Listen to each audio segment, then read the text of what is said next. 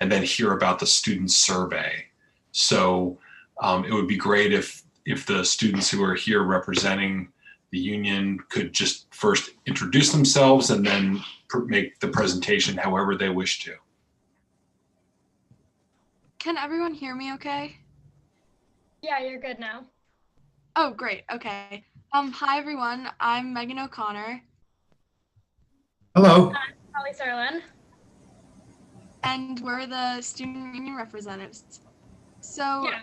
obviously, student union has only had a couple meetings, so we haven't taken much action yet, but we have figured out what issues we want to take on this school year. So we just wanted to share those with you so you had an idea of what we were hoping to accomplish.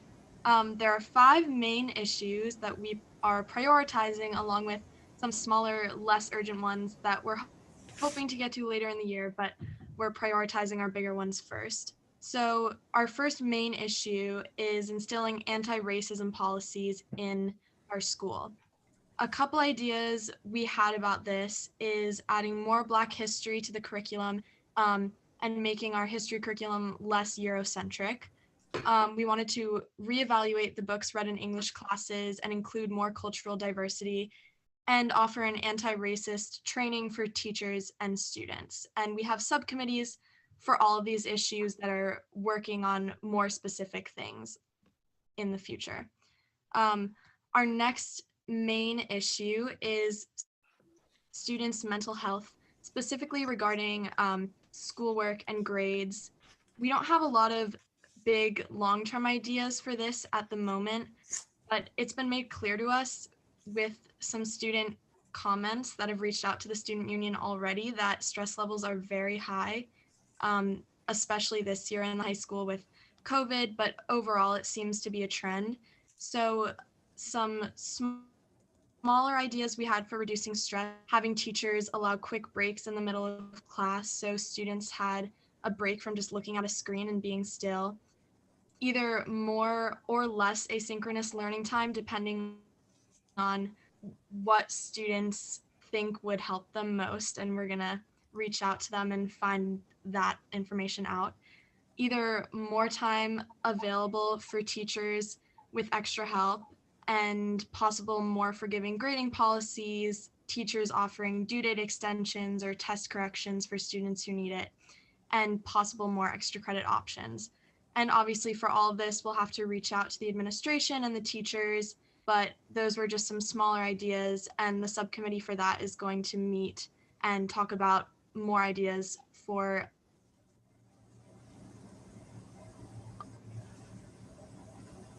eliminating long-term stress in students. Was creating a material school supply lending library. Usually at the beginning of a class, the teacher will ask you to go out and buy some supplies. One of the biggest ones is for math classes, you have to go out and get a graphing calculator, which is very, very expensive. But for most classes, you'll be asked for just basic school supplies, colored pencils, markers, glue, etc.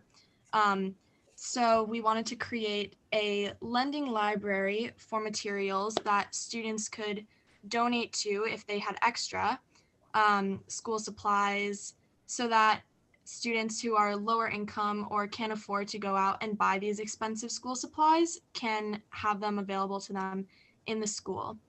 And we have another subcommittee dealing with that, reaching out to students and figuring out how the donations would work, but that's an idea we're really excited about.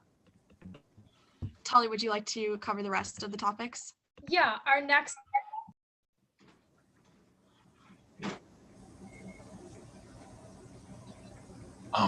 We can't hear you. We think you.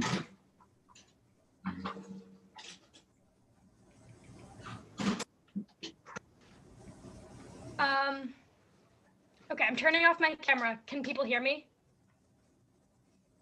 Okay, Yes. Awesome. Thank you. Sorry about that.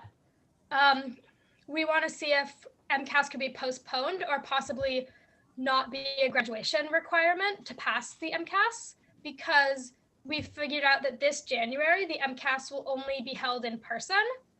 And this is a huge equity issue, we believe, because some students don't feel safe taking it in person. And if it's a graduation requirement and they don't feel safe taking it in person, they have to risk that if they want to risk their safety.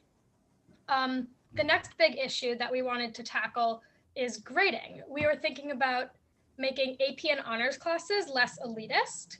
For example, making AP classes grade optional. This would mean that there would be a pass-fail option for students who'd be interested in taking AP classes, but were maybe hesitant to take the class because they were afraid of getting a bad grade. Our thinking behind this is that many college classes are pass-fail, and the point of an AP class is to take a college-level class. We're still getting some teacher input on this, but what we've been thinking is that you'd be able to choose 2 to 4 weeks or 1 unit into the class if you want your grade to be pass-fail or if you want to get a numerical grade. For year-long classes, you would get to decide each semester. So say first semester, you could have it be graded, and second semester, you could take it pass-fail. We also would like to improve upon standard-based grading. In Massachusetts, to pass a class, you need to show mastery on certain standards. And the standard-based grading means that students are only graded on mastery of those standards and not necessarily on assignments like homework or class participation or other assignments like that. Our current problems with standard-based grading is increased stress level in students because most classes are only grading tests, and this would mean that there's a few assessments that go into your average, so that would put a lot of pressure on those few assignments. This is also slightly unfair to students who are not good at test taking because the few tests that are the only things going into their grade.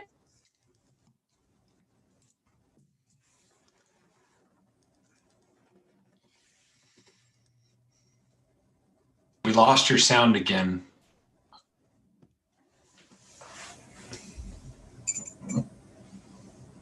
At the school. This is the first year. We keep losing you a little bit. Oh, sorry. What was the last thing you guys heard? The very last couple of words of your last statement, but before that, there was about 20 seconds or so where we couldn't hear you. You were finishing up on standards-based grading? Sorry, I just lost you guys. Oh, wait. Okay, everything's back. So Member Kaufman said you were finishing up with standards-based grading. I think you were specifically at the part where you're talking about tests and quizzes being weighted too heavily, in your opinion? Oh, yes. Thank you. You're welcome. Because of, we were thinking that that wouldn't be the most fair to students that aren't good at test taking. And then our second idea was that Principal Valancourt has said that students are supposed to be given multiple chances to reassess a standard, but this has not been seen in all classrooms, which brings us to our second issue within this, which would be consistency. And we understand that this is the first year the school is doing standard-based grading, and so we get that the execution will not be perfect, but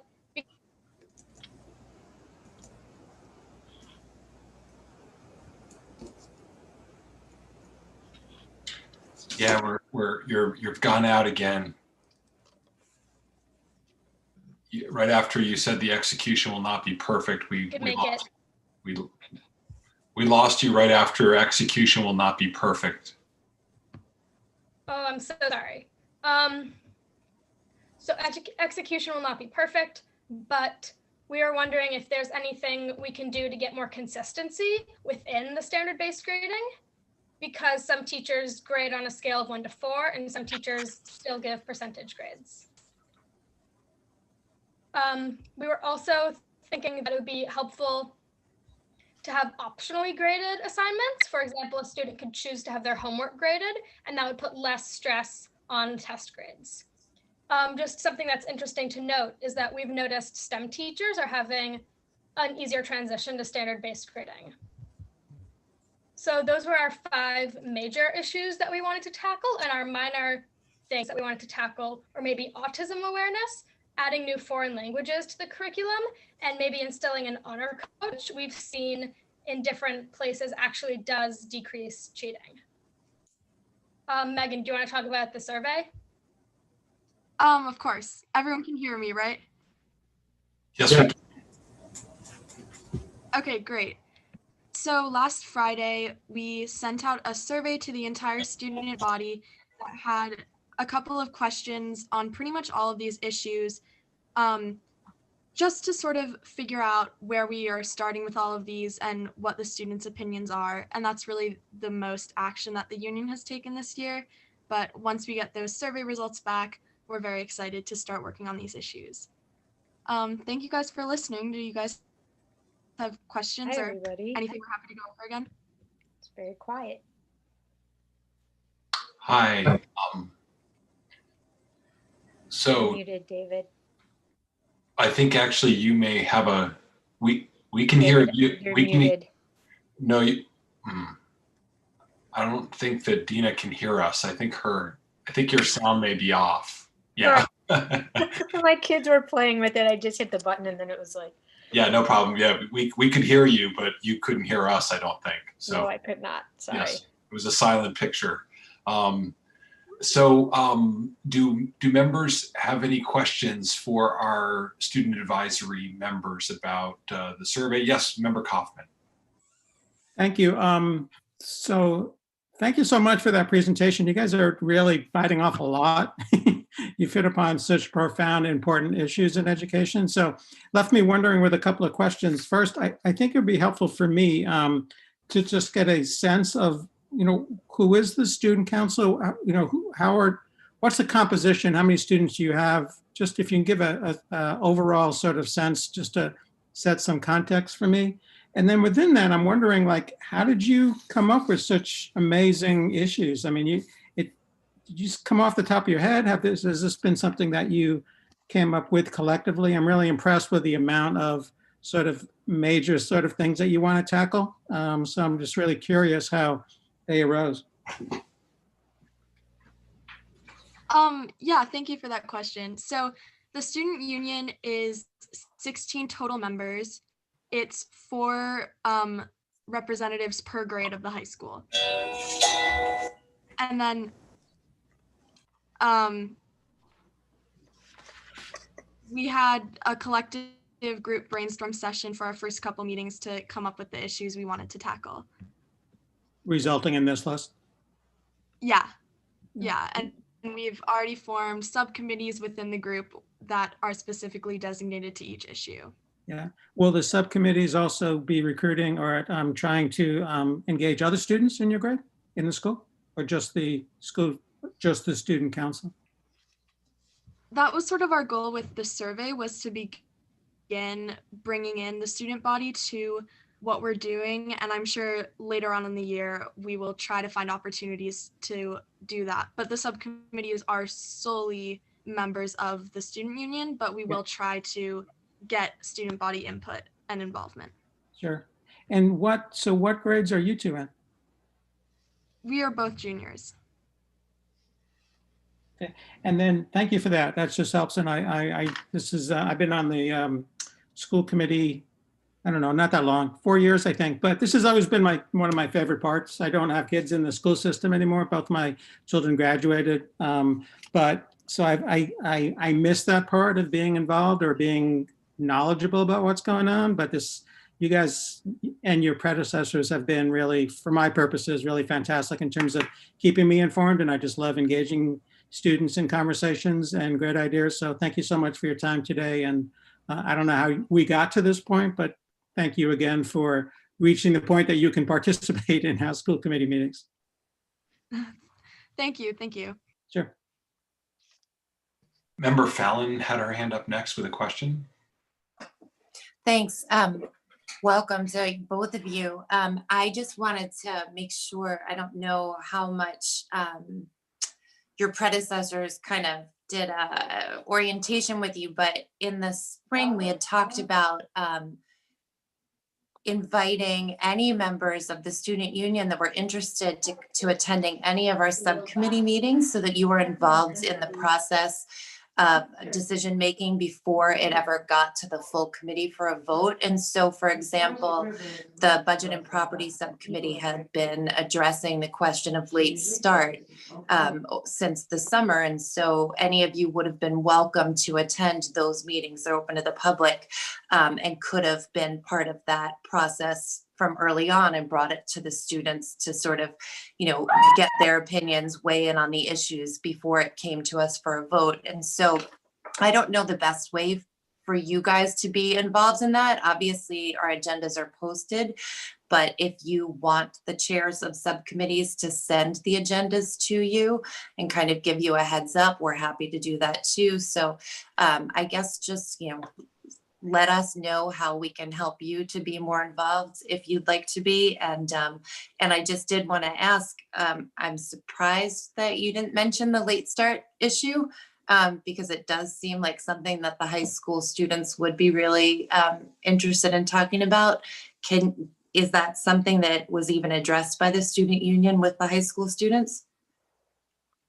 Thank you. That's actually a really good question. About the emails, we would greatly appreciate just keeping up to date. We know that we are just the representatives, but we're going to form like an SAC, I think, committee of 4 people. And so that will, I think we're going to have a group of those people meeting. We don't have a group yet, but that's kind of in the works. And then about the late start, to my knowledge, I don't remember us ever discussing. We kind of honed in on these issues that the students in student union felt very passionately about and what we've thought about from the group. But I think bringing that up is definitely something that is worth doing, because you're so right, it definitely affects us a lot. Do you have any, do you have any sense of whether the high school students realize that it's on the agenda for a vote tonight? No, I don't think that's something that people widely know. Yeah, Okay. adding on to that, because the student union is generally a group that is very on top of the issues. We were not aware at our last meeting that this would be an issue, which is why we didn't talk about it. And then by tonight, we couldn't have a stance on it because we couldn't all get together to form an opinion. So yeah, we can't really make a comment on that, unfortunately. Right. No. Yeah. That was just my concern, was that I don't know that that there wasn't awareness amongst the students even that the issue was even going to be voted on potentially. Okay. Thank you, Member Fallon. Member Voss, you have your hand up. Okay. Can you hear me? Yes, we can, Member Voss. Okay, thank you. I just want to add and remind everybody, I don't have the date in front of me, and there has been a transition, but I believe it was last February that the student union at that time was quite involved in a discussion about late start. So I absolutely appreciate any additional information students might bring, but last February, before COVID hit, we had quite a bit of really great feedback from the high school students through this kind of meeting. And they did a really nice survey on it. And I'm sure it feels like years ago now, but it wasn't that long ago. So those are all something that the Property and Budget Subcommittee talked about further and appreciated. Okay. Are there any other questions from members of the school committee? And just to I know when we got started, Megan and Tally, we were waiting for some other members. I just wanted to assure you that since that time during the presentation, all of our members joined for it. So they're all here. Are there any other questions that school committees may have? Members have. Okay. Do you have any follow-up questions for us, or any questions for us about the process going forward? The only thing I can really think of is addressing what Member Fallon was saying about the including student union members in subcommittees and subcommittee meetings, and if it would be possible for us to give you our president's email address so you could forward those agendas to her and she could let the union know. Yeah, that would be great. If you don't want to give it out over on television, could you email it to the mayor and he can, or to Annie, the school clerk, and they can send it to the chairs of all the subcommittees? Yeah, definitely. Thank you. Okay, so if there are no further questions, I would ask for a motion to adjourn this special meeting. And for those of you who've joined the call who are here for the full school committee, we're not going anywhere. We're staying here. We're staying on the same Zoom. We're just going to adjourn this student advisory meeting that preceded the regular school committee meeting. So is there a motion to adjourn the special meeting? Motion to adjourn the special student meeting? Okay, is there a second? Second. Okay, I'll ask the clerk to call the roll. Member Fallon. I don't hear her, but I'll count her. Member Condon, Yes. Member Levy, Yes. Member Kaufman, Yes. Member Goldman, Yes. Member Voss, Yes. Member Gold, Yes. Mayor Narcoitz. Yes. And I don't think we have Member Busanski yet, do we? We don't. No, but member Seraphy Cox is here. Oh, Member Seraphy Cox. And yes. Okay. The vote is 9 in favor. Excellent. So the special advisory, student advisory meeting is adjourned. And Thank you, Megan and Tally. thank you so much for joining us and for all your work under these challenging circumstances on behalf of the students.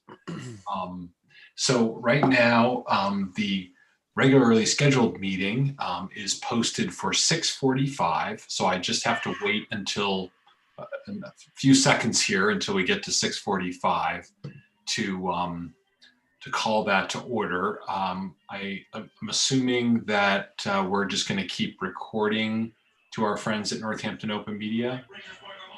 Yes, we got the thumbs up from Dave, so we'll just keep on rolling right through into the next meeting. Okay, just waiting for the time.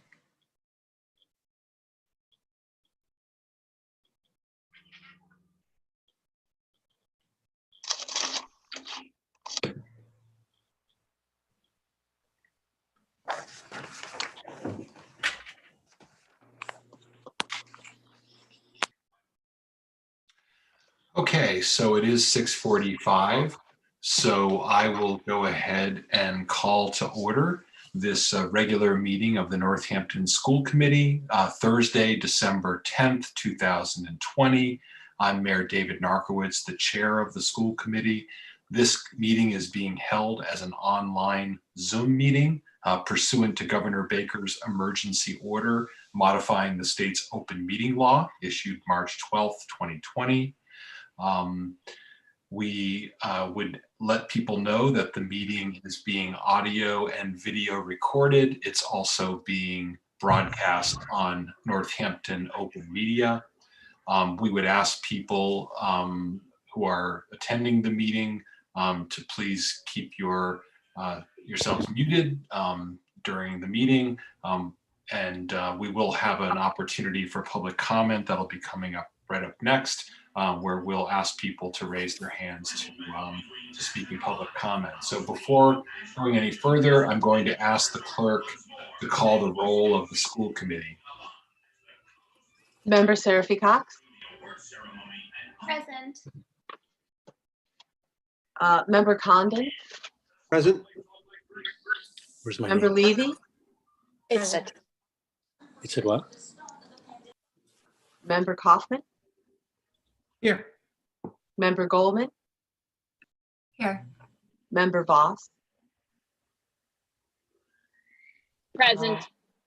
Member Gold. Present. Mayor Narcoitz. Present. I don't think we have Member Busanski yet. And Member Fallon. Present. Your Honor, you have a quorum. Okay, thank you very much.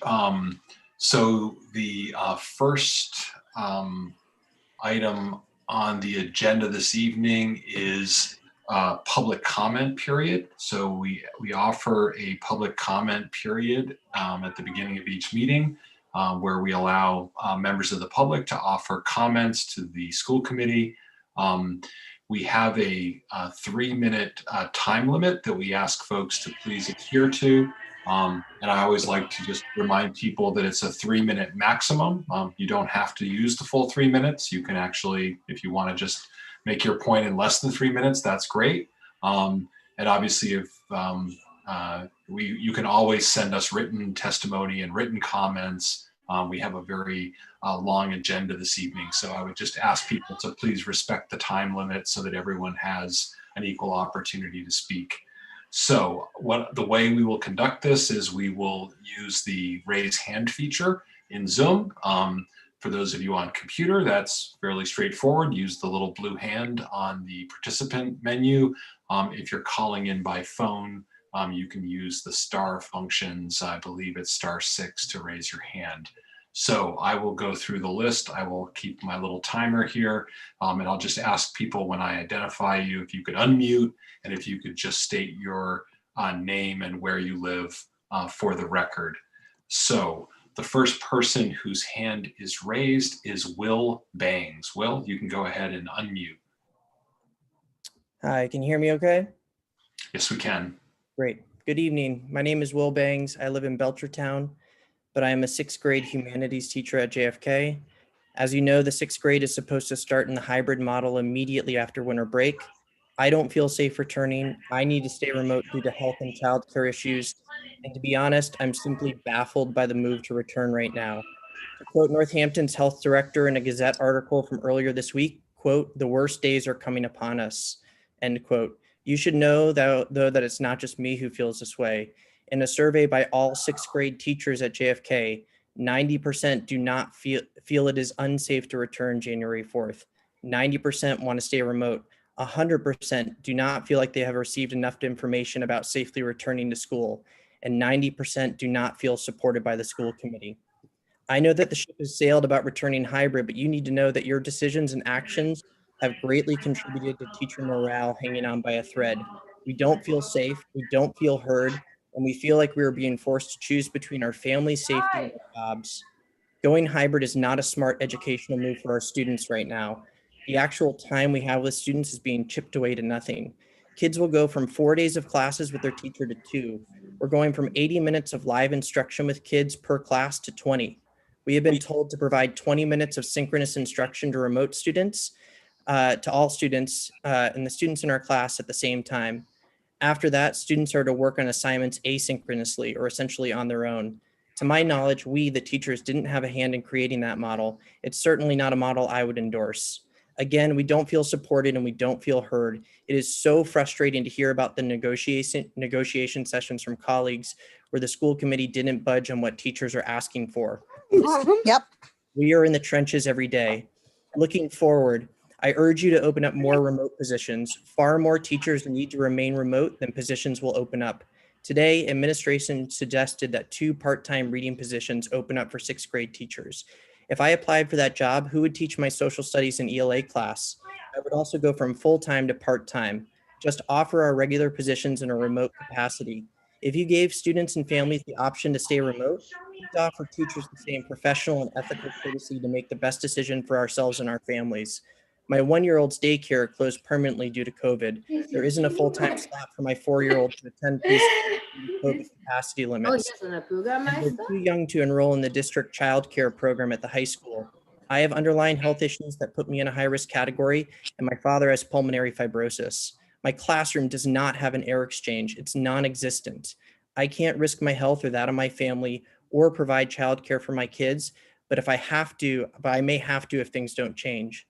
Considering the fact that 45% of JFK students and their families have opted to remain remote, I urge you to open up more remote positions and take our many other concerns and solutions that have been proposed seriously. Thank you. Thank you very much, Will, for your comments. The next person who is signed up to speak is Sarah Churchill Windsor. Sarah? Thank you for giving me time to speak, Mayor Narkowitz, Dr. Provost, and members of the school committee. My name is Sarah Churchill Windsor, and I live in South Deerfield. I'm in my 12th year as a 6th grade special education teacher at JFK, and I am the Professional Rights and Responsibilities Officer for our union. I reluctantly speak tonight, as I feel educators have been left virtually unheard thus far in our move toward the hybrid model.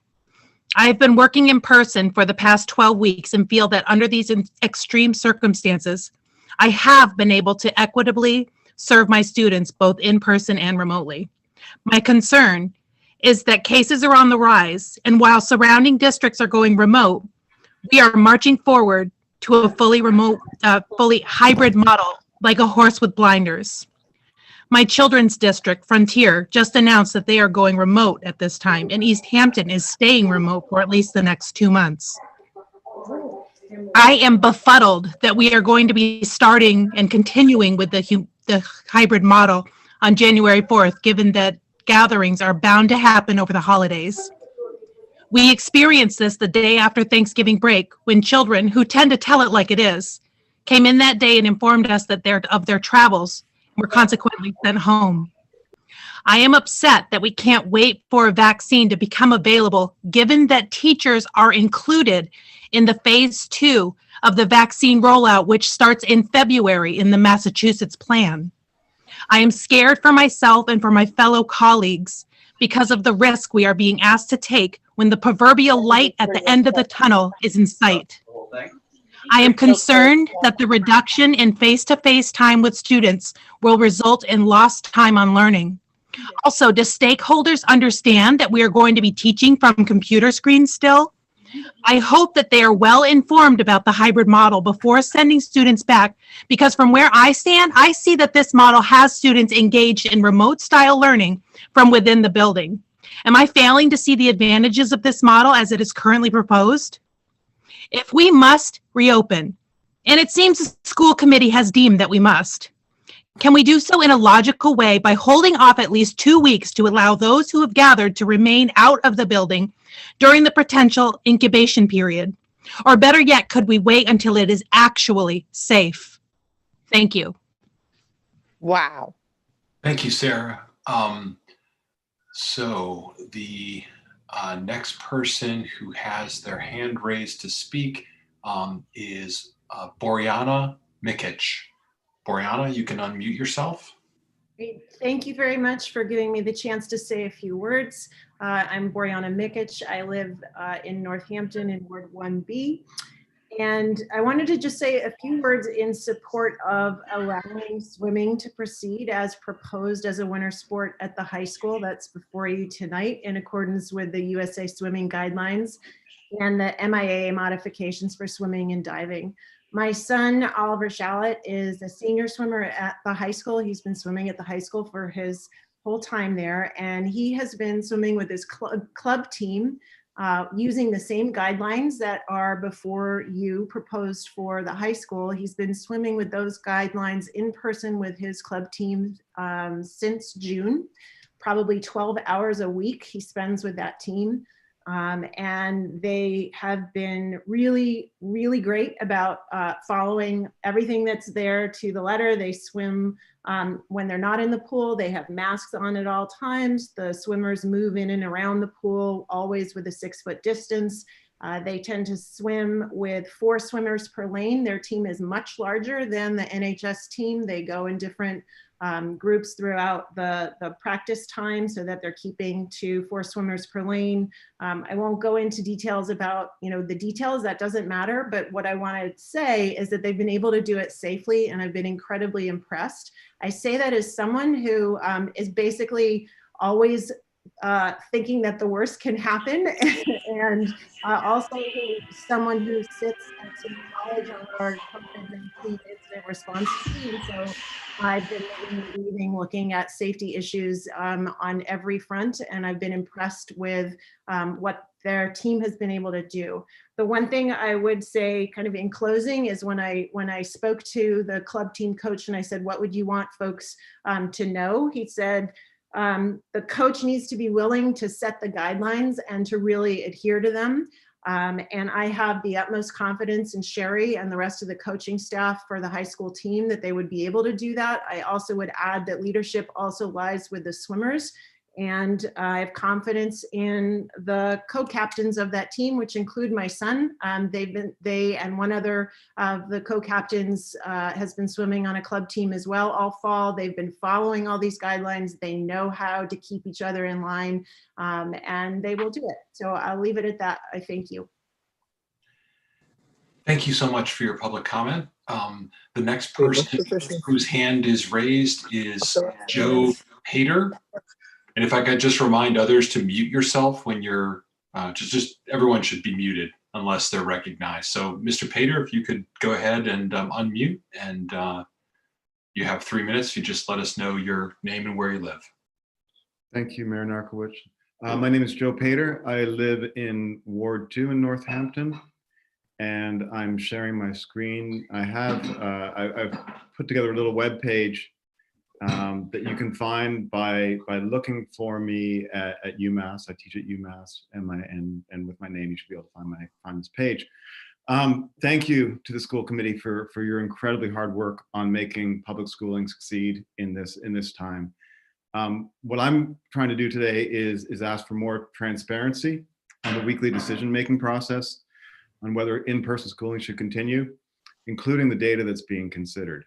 So as the school committee members, of course, know, and some of the other people here, there's a committee that meets every Friday to make a recommendation to the superintendent about whether to pause or unpause in-person learning. This information was shared with caregivers in a town hall meeting in November, and this is the slide that was shared with the community then. What I'd like to do is start with some background by sharing the current publicly available COVID-19 data for Northampton and for Hampshire County. The city provides current and historical data on the number of Northampton residents with COVID-19 diagnoses. And what you can see from this graph is that as of December 6th, there had been 495 cases in total. And if we subtract that from what there was from earlier, that gives us 70 new cases in the last couple of weeks and about 130 in the last month, which translates to a daily new case rate of 17.26 per 100 K. This is a rate that, say, the New York Times uses or Mass DPH. The Mass DPH releases daily new case data for counties in spreadsheet form, and the New York Times website publishes a very useful daily updated interactive graph based on the Mass DPH data. This is a screenshot from today. And as their website states, Hampshire County is now at its highest new case rate ever. There were 311 cases in the week ending December 9th. And unfortunately, I can report to you now that there were 73 cases reported today. So that gives us a new daily record, and 324 cases in the week ending today. And so the New York Times gives the daily new case rate as 28 per 100 K over a 7-day average for Hampshire County. As you all probably know, we get city and county data in the weekly Mass DPH public health report, which just came out. And that's current up to December 5th. And I'd like to warn people that the positivity rates in that report are affected by the high rates of asymptomatic testing in the 5 colleges. A lot of students are tested over and over in the 5 colleges. So as Health Director O'Leary emphasized in a presentation to the school committee in the summer, the new case data don't tell the whole story. In particular, she pointed to the fact that cases then in the summer were mostly in long-term care facilities. Currently, though, most of the cases are out in the community, as she explained to City Council last week. And this creates challenges for contact tracing. So it would be incredibly helpful if the COVID-19 Advisory Committee and the superintendent could share with all of us the basis for each week's decision, including the data on which they are basing that decision. Presumably, there are data on contact tracing, capacity in the city, and the results of contact tracing that are not typically made publicly available.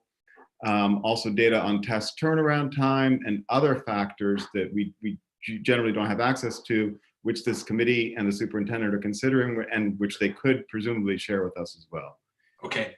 Yeah, you're at time. Mr. That's Papers. fine. That's all I really wanted to say. Okay. Thank you, Mayor Narcovic. Yeah. Thank you so much. Yes. And so if we could just unshare that screen now, just so we can get back to the. There you go. Thank you so much. Thank you.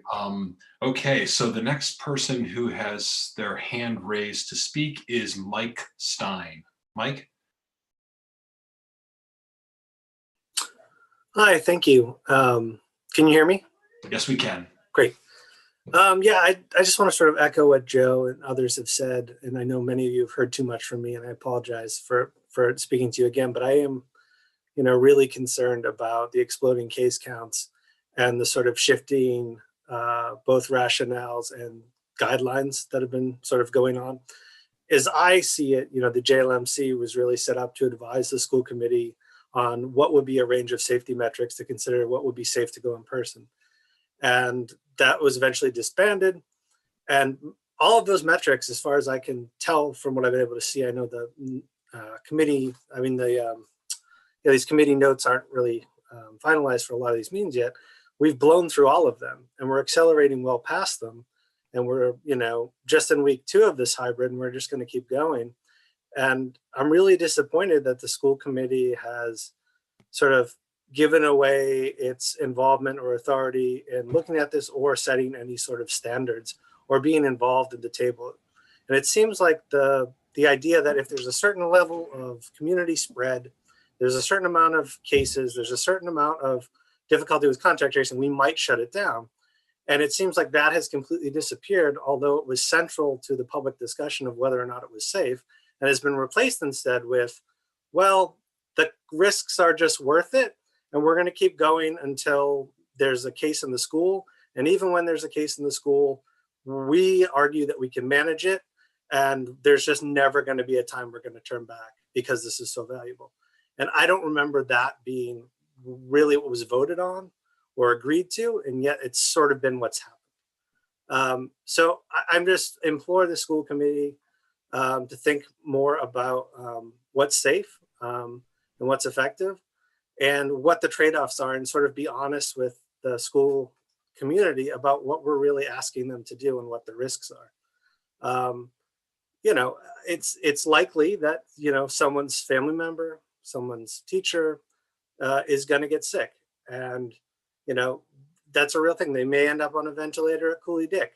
These are decisions that have real consequences. And we're not doing a good job in Massachusetts mitigating any of these risks. We have very few testing still available. And the sort of fantasy that schools are places that these things don't spread continues to get punctured, even though we're not actually looking for any data to show that it is spreading in the school. We're just sort of asserting that it's not. So I'm very frustrated. I'm very worried about what's going to happen. I can also hear just the pain of the teaching staff, and I really fear that we're breaking the teachers in this process in ways that we're going to struggle with for years to come. And the professional group has really been broken by this and what's being asked of them. And I feel, I'm not saying that it's fallen on deaf ears. I think there's been a lot of work going on, but clearly they're worried, and right now they have every reason to be worried. Thanks. Thank you so much for your comments. The next person who has signed up to speak is Mickey Buell. Mickey, you can go ahead and unmute yourself and let us know where you live. Great, thanks, Mayor Narkowitz. Yeah, my name's Mickey Buell. I live in Florence. I have a recent graduate from Northampton High, a junior at Northampton High, and a 7th grader at JFK. I'm also a longtime school administrator, currently in the last many years in the high school level. So I'm came to share some thoughts because I'm glad to know that the district is considering a later start time for high school students. Once again, I know that this has been a topic for a long time. And it's a topic a long time around the whole country. A lot that could be said.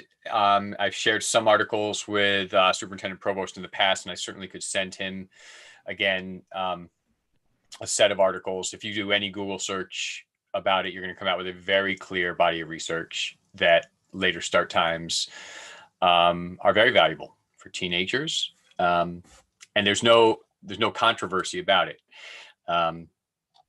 Just the headlines of the articles: later start time for teens improves grades, mood, and safety. The Center for Disease Control, schools start too early.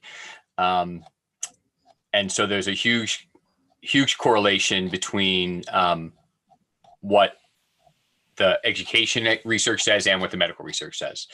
And this is one of my favorite sentences or paragraphs. It says, as we started our year-long study, the evidence began piling up. Our research team found amazing changes were happening. Students were now awake their first hour of class. The principals reported fewer disciplinary incidents in the hallways and lunchroom. Students reported and feelings of greater efficacy, and over 92% of parents said their kids were easier to live with. It's pretty holistic. There's no question that if we were designing a school system from scratch, we would not have high school starting at 7:30. We would start with high school starting later. Now, I know from several decades in education, change from the status quo is really hard. I don't pretend that there would be an easy change, and it would certainly take a lot of communication and coordination because there are real issues around flipping elementary school start times. But I really hope this pandemic creates a very strange year for all of us in education in so many ways.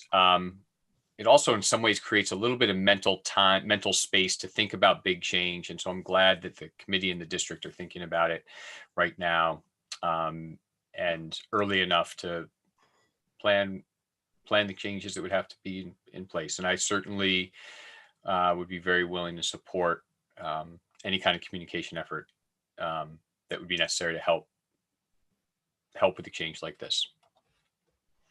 Thank you very much. Thank you so much for your comments, Mickey. The next person who has signed up to speak is Steve Harrell. Steve, you can go ahead and unmute and just let us know where you live. And can you hear me now? Yes, we can. Great.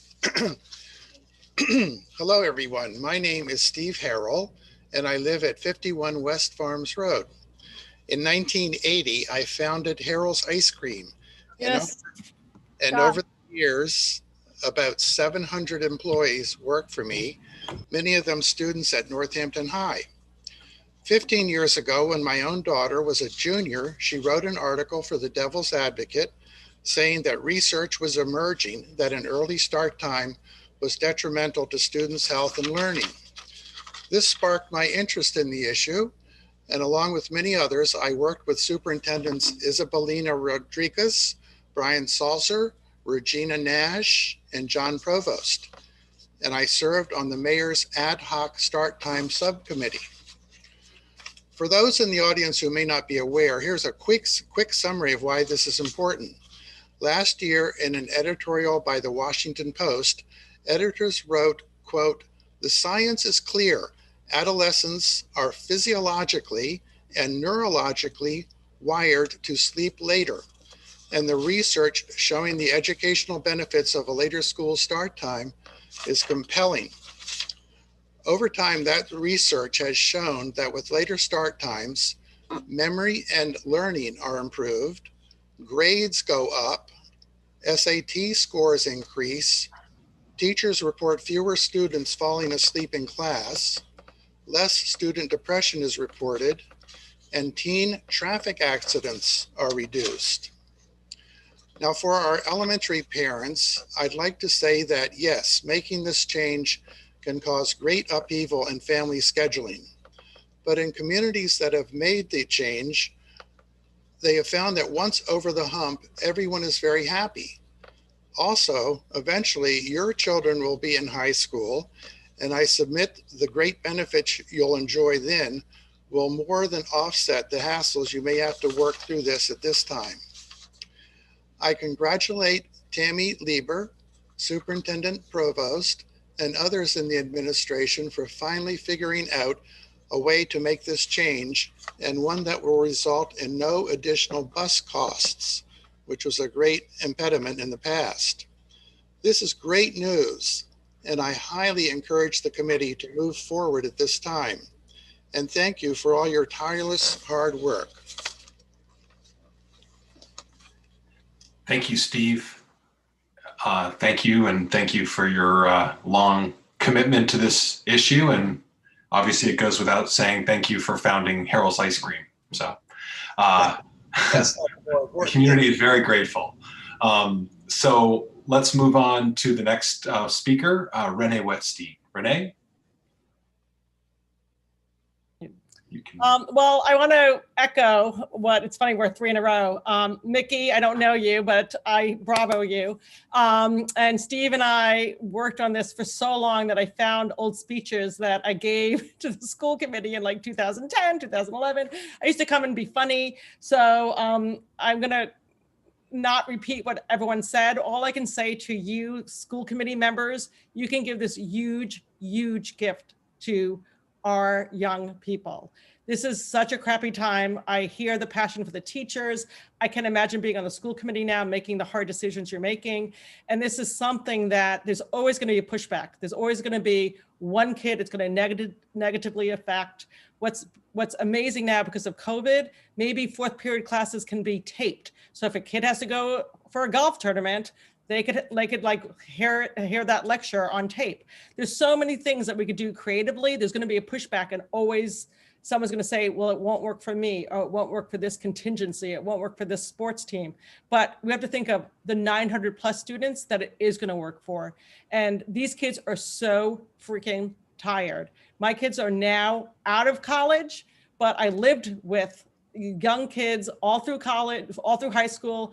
They were depressed, they were tired. They do, things at 2 o'clock when it ends. They have lunch at 10:20. It's like ridiculous. So I really give you guys a lot of credit to be this creative during a time like COVID. So I really appreciate it. I really hope you can actually do this and make it happen. So thank you very much for all your hard work on this. Thank you, Renee. Thank you so much. The next person who has signed up to speak is Carl Mead. Carl, if you could unmute and just let us know your name and where you live. Hello, yes, can you hear me? Yes, we can. All right, good evening, everyone.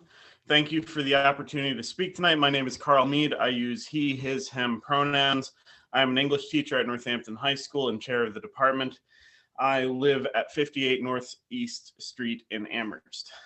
I'm one of several staff members at Northampton High School who meet on a regular basis to discuss race, racism, and anti-racism in NHS and in the Northampton schools community at large. We began to meet as a group following the district's silence in the wake of the murder of George Floyd at the hands of the Minneapolis police. We recently met to discuss publicly known incidents of racist hatred directed at members of school staff by members of the Northampton community. Though it is true that in fulfillment of demands from NACE, the district does now provide monthly anti-bias, anti-racist trainings to school staff, we have considerably more work to do. Those training sessions are thoroughly underwhelming and unimpressive. And the idea that a lecture at 300 people once a month will move the needle meaningfully is laughable at best. We have considerably more work to do when it comes to anti-racism. It is imperative that the school community and superintendent take action tonight to develop an environment of active anti-racism, not only in the schools, but throughout the city. Our schools cannot be anti-racist if the community we serve is not. Thank you. Thank you, Mr. Mead. The next speaker is actually our friend from Northampton Open Media, Dave Newland. Dave? Hello, my name is David Newland. I live in Munson, Massachusetts, but as Mr. Mayor said, I'm here representing Northampton Open Media. We had our annual meeting last night, and one of the things that we did was to recognize some essential makers here in Northampton, and I just wanted to take a moment to recognize our own Annie Thompson. And I have a little prepared statement from our executive director here. Northampton Open Media is happy to award Annie Thompson and Laura Krutzler the 2020 NOM Essential Maker Award. This is the first time in our history as an organization we have handed out this laurel. We felt compelled by the circumstances of the year to recognize the absolutely necessary work that these two recipients have done tirelessly and amidst trying circumstances in order that the residents of the city of Northampton have access and transparency in relationship to their government. This is especially important at a time when democracy has been assailed in various forms, and we have been, as a world, living in stress and uncertainty. And we would just like to thank Annie for all her work in helping to continue to provide access to these meetings to the community. Thank you. Thank you so much, Dave, and congratulations, Annie, and to your counterpart with the City Council, Laura Krutzler, both of you working hard to get our governmental meetings into this new environment. And so thank you. And thank you, Dave, and the team at Northampton Open Media as well, who've been helping make our local government transparent for many years prior to COVID. Okay, the next person who signed up to speak is Mitch Hartley. Mitch, if you can unmute and just let us know your name and where you live. Can you hear me? Yes, we can. Okay, I'm sorry, I'll turn my video on here. My name is Mitch Hartley. I live on Birch Hill Road in Florence. And I wanted to speak also about the school time consideration that's being considered, I guess, by the school board. And I wanted to reiterate what others have said about the importance of delaying the start time for high school students to the latest possible consideration. I guess 9 o'clock is on the table, 9 a.m. And I just want to say that the evidence for this is very clear and compelling. It covers many different facets of psychological and physical health. As someone mentioned, automobile accidents go down significantly in communities with delayed start times. Performance goes up, attendance goes up, mood, etc. There's very little evidence where this has been tried that it hasn't worked well. I believe many of the considerations of negative impacts, such as sports events and after-school activities, will either not turn out to be as much of a problem as people fear, or if other communities follow suit and the region adopts this model, they would go away. And Northampton needs to be a leader in this for that to happen. Schools need to step up, or we're not gonna affect the change that we need, the positive change. Obviously, there's no policy that's going to benefit everyone in a positive way, and some of the concerns that have been raised about older siblings caring for younger siblings and other things are real for some people, and they're an issue. But there's very few issues where the evidence is so clear that the entire population benefits, even those that may not like the change. Have been shown overwhelmingly to benefit from this change when it's been done in many, many, many communities across the United States and around the world. So I would urge the school board to give the latest start time their strongest consideration going forward. Thank you.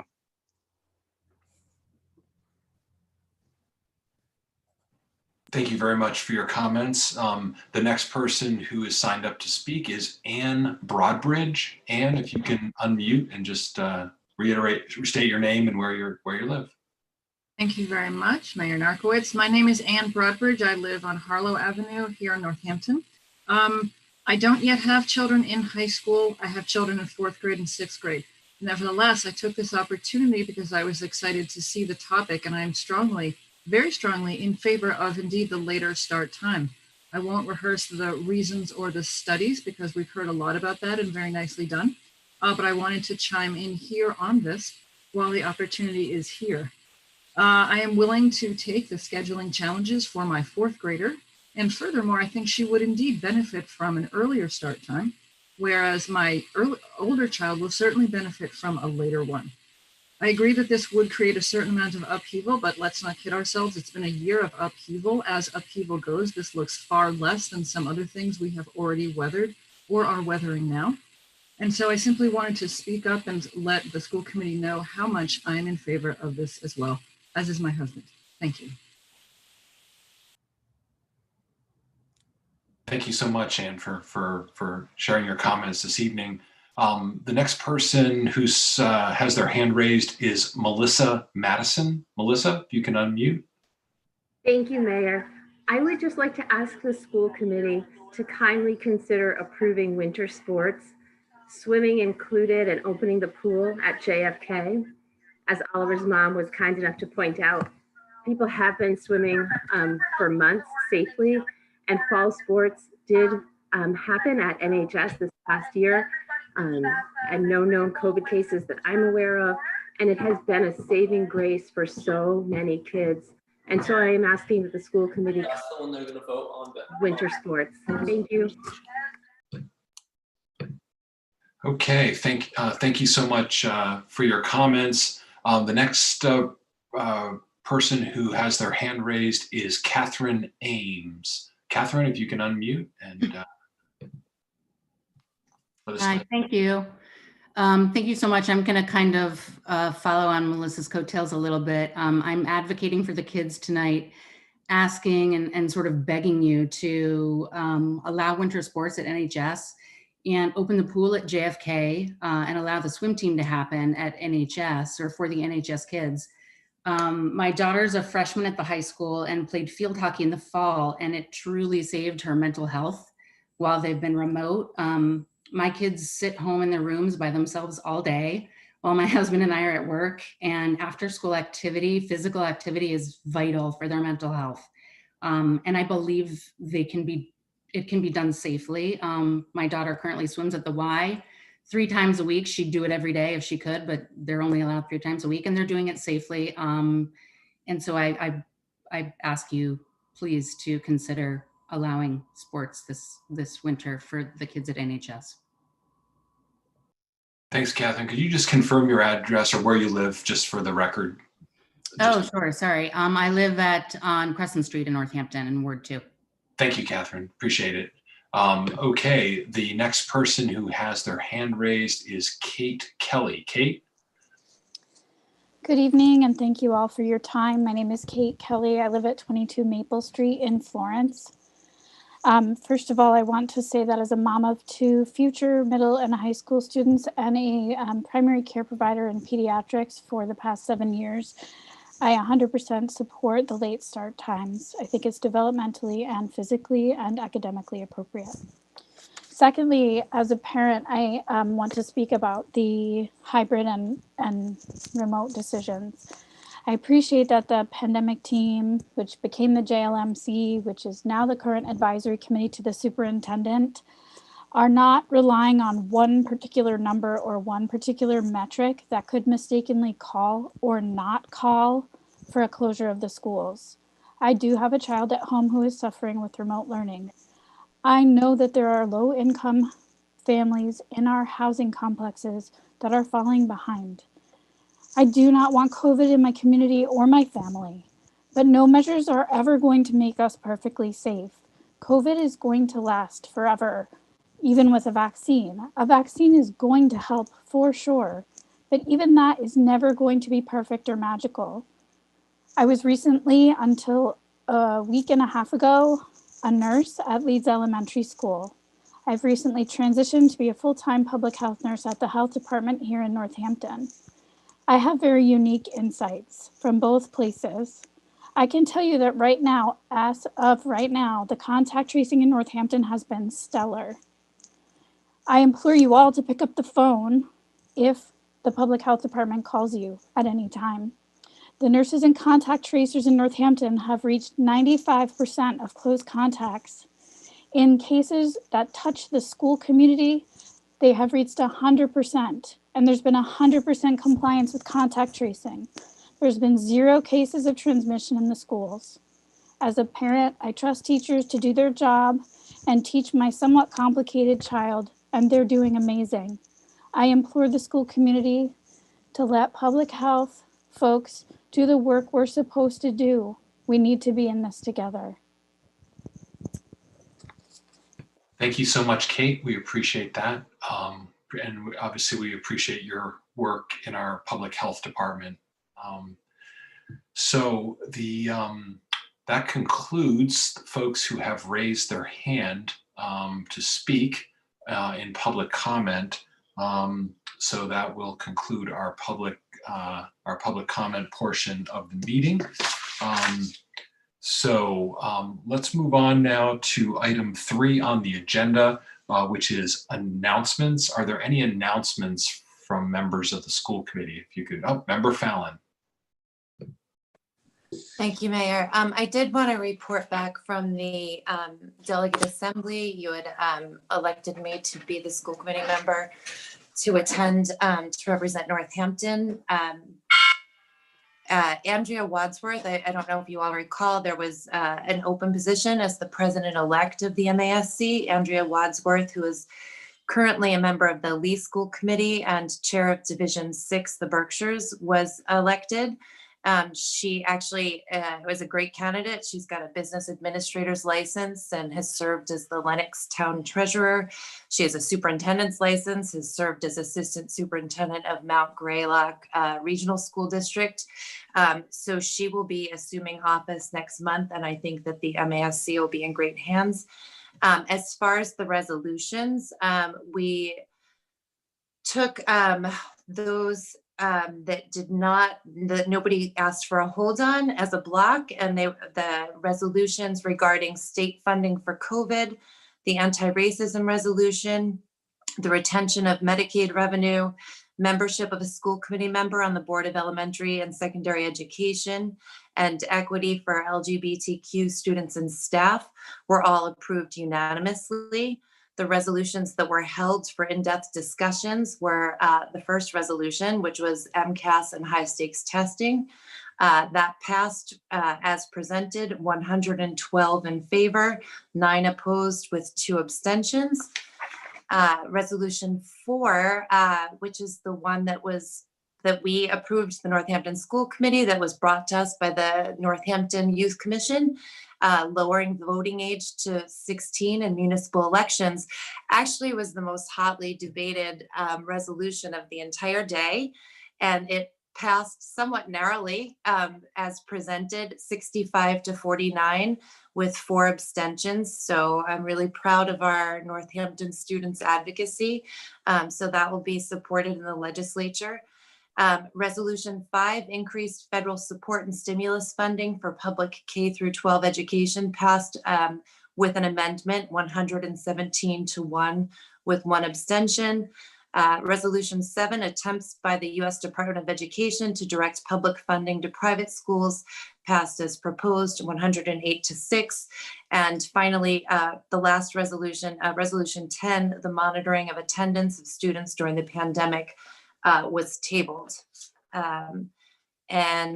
So any information that you want as far as the amendments is available on the MASC website. And if anyone has any questions, feel free to reach out to me. Okay, do other school committee members have any announcements?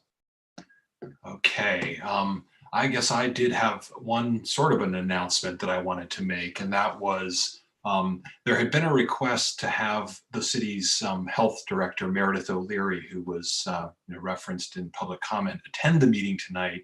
She could not attend tonight's meeting, but she did provide me with a statement that she was hoping that I could read at some point to address some of the community concerns, some of which we've heard this evening. So I'm just gonna read that statement into the record.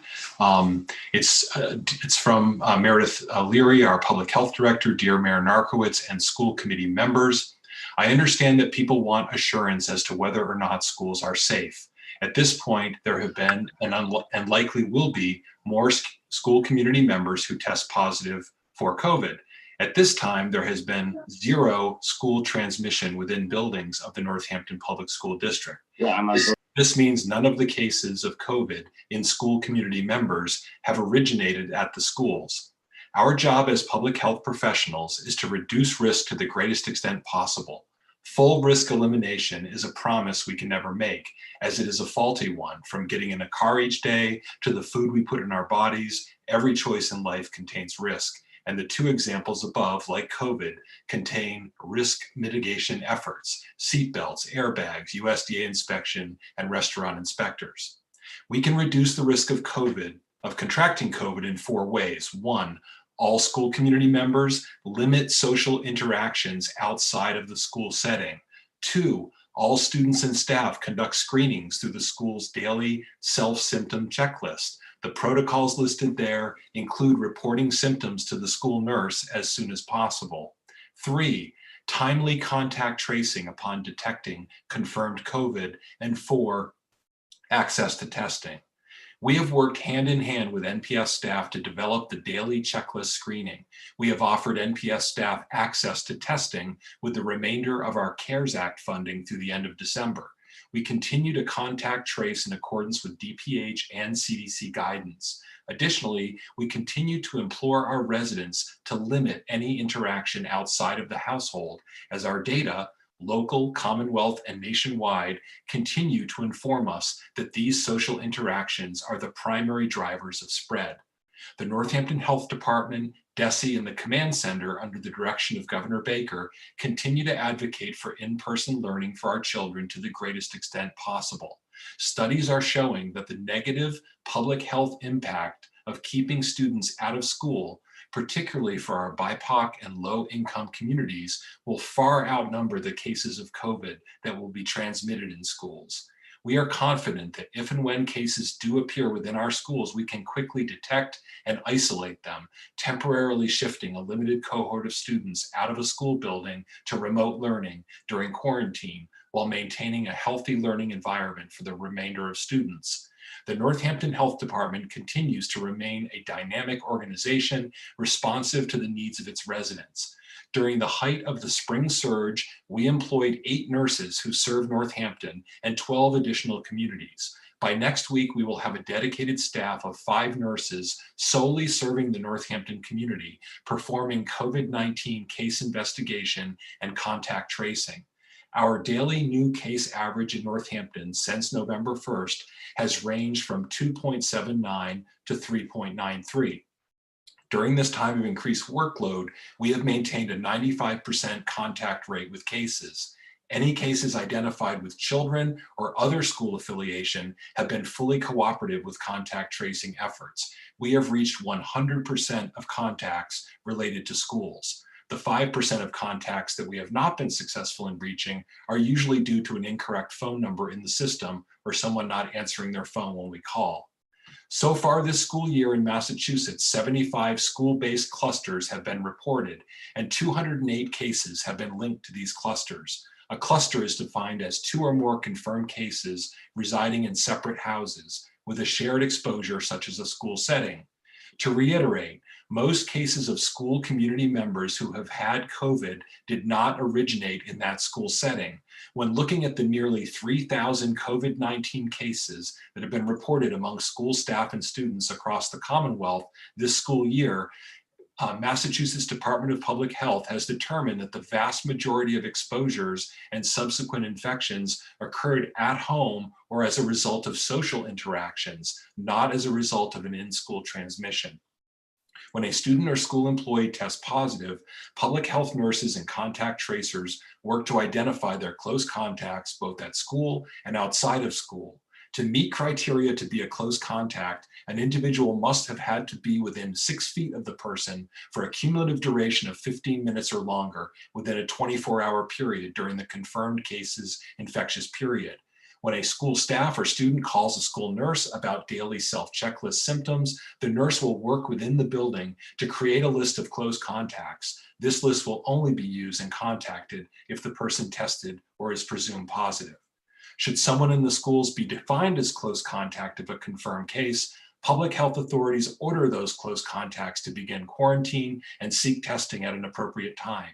Given the proactive measures schools are taking, which include daily health screening, mask wearing, distancing measures, and many other public health mitigating factors, we ultimately identify very few close contacts during our school investigation. If anyone's status of exposure were to be questionable, we have and we will continue to err on the side of caution. To date, despite students being in NPS buildings since September 17th, we have had very few confirmed COVID-19 cases in NPS with staff and students. But what should stand out is that we have not had any in-school transmission due to the incredible work of our NPS staff, nurses, and due to the caregiver and student compliance that has often exceeded expectations. This means our systems are working. Touting these successes does not mean that we are content with the status quo. We continue to strive for ways to improve process, communication, and opportunities.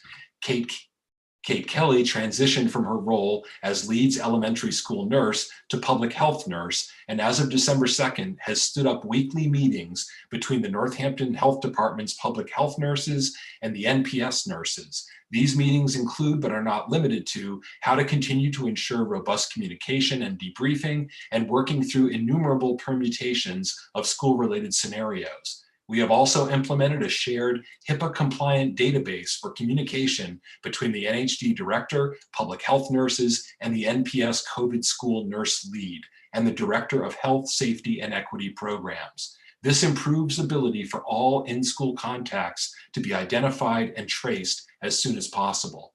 Our community response has recently been bolstered by the ability to offer asymptomatic testing through the Northampton Health Department to identified populations, as well as large-scale asymptomatic testing in December and January through UMass. We understand that anecdotes and frankly rumors are rampant regarding insufficiencies in contact tracing in other parts of the state. However, this is due to the unique structure of public health in the Commonwealth. We can only report on how we are working cases which are made apparent to us. We cannot control cases that may occur in other jurisdictions or other state, which may not end up being reported to us. We are working with state DPH and our legislators to continue to highlight the administrative burden this places on staff and the threat it poses to visibility and continuity of data throughout the Commonwealth. The message we want to leave with you is the following.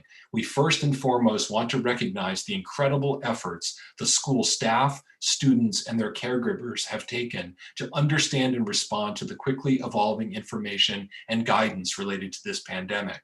Thank you to all of the students for wearing their masks and following the new rules at school. Thank you to grown-ups who diligently monitor their students daily and err on the cautious side with runny noses and upset tummies. Thank you to all of the teachers, ESPs, maintenance staff, and administrators for your terrific mask wearing and messaging to your students. We recognize that taking your own health precautions while messaging and enforcing them with your students are time-consuming and often stressful layers on top of your usual roles. Thank you. We are heartened by the children and staff who are within the walls of NPS buildings and doing an incredible job. And again, this is a statement from our health director, Meredith O'Leary, who asked me to provide this in her absence this evening. Are there any other announcements? If not, we'll move on to the recommended actions of the school committee. And we have two items on the consent agenda this evening, which are the minutes of July 9th and August 6th, 2020. Under the consent agenda, and I would entertain a motion to approve the consent agenda. Motion to approve the consent agenda. Is there a second, Member Levy? Second. Okay, so the motion's made by Member Kaufman, seconded by Member Levy. We've got two sets of minutes here, and I will ask the clerk to call the roll on the consent agenda. Member Condon. Yes. Member Levy. Yes. Member Kaufman. Yes.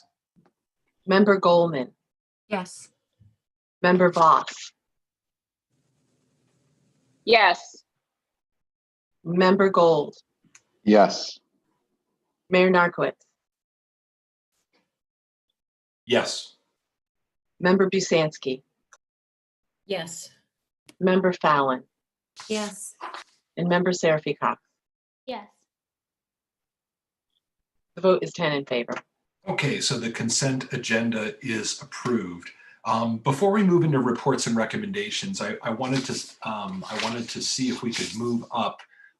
We have a representative from the Northampton Education Foundation who's joined us this evening. I believe Dr. Wall is here, Martin Wall, and I wanted to take NEF up early in the agenda. We've had some reports from them over the summer and grant reporting to us, and our schedule has sometimes raised havoc with that. So I wanted to get NEF on early and start with some good news here as we move into the meeting. Dr. Wall, are you available? Can you please unmute? Thanks for having me, and thanks for the consideration for being a little earlier here. It seems fitting that we can note the miracle of compound interest tonight. The Northampton Education Foundation is pleased to announce that the NEF Endowment Fund, together with its named funds, the Bank ESB Fund, the Eli Daniel Nemitz Todd Memorial Fund, the Florence Bank Fund for Public Education, the Marie Hershkowitz Memorial Fund, the Northampton Area Pediatrics Fund, and the Principal Gwen Agner Fund for Northampton Public Education, all under the NEF Endowment umbrella, has added an additional round of funding to help the Northampton Public Schools address the especially pressing needs our schools face during this time and this year. An emergency request for proposals was sent out to all school personnel and the community at large. In response to these requests, and there's a change in the written release that we sent out to the members, NEF is awarding an additional $30,000 to 2 projects.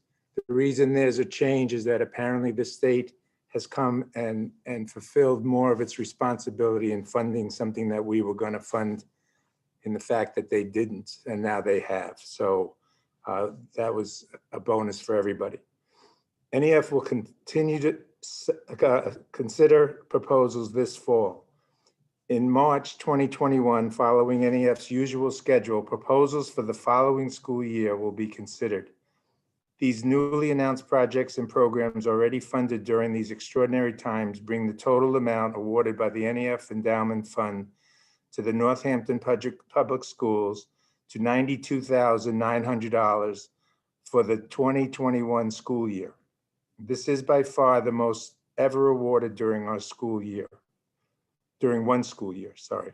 NEF stands committed to utilizing the dividends of the endowment's generously contributed resources to positively impact the education of every Northampton Public School child. Awards have been made to the following programs: a collaboration between Self-Evident Media and the Northampton Public Schools, all grades. This project will pair the team of artists and educators at Self-Evident Media and Northampton Public School teachers to provide access to multimedia tools and curriculum and provide professional development and coaching to guide students as they examine race and racism in American history. This program will support NPS district-wide history curricular revisions with a greater sense of equity, inclusion, and historical perspective. This amount is $20,000. What has been changed is the preschool partnership, where the state was able to fund it instead of us. And the second is the collaboration between Music and Poetry Synchronized, known as MAPS, and Northampton High School. MAPS works to bring students together from diverse socioeconomic, racial, cultural, gender, and geographical backgrounds to write original poetry and music. In this program, students from Hartford, Connecticut will write poetry, which will be put to music by students from Northampton High School.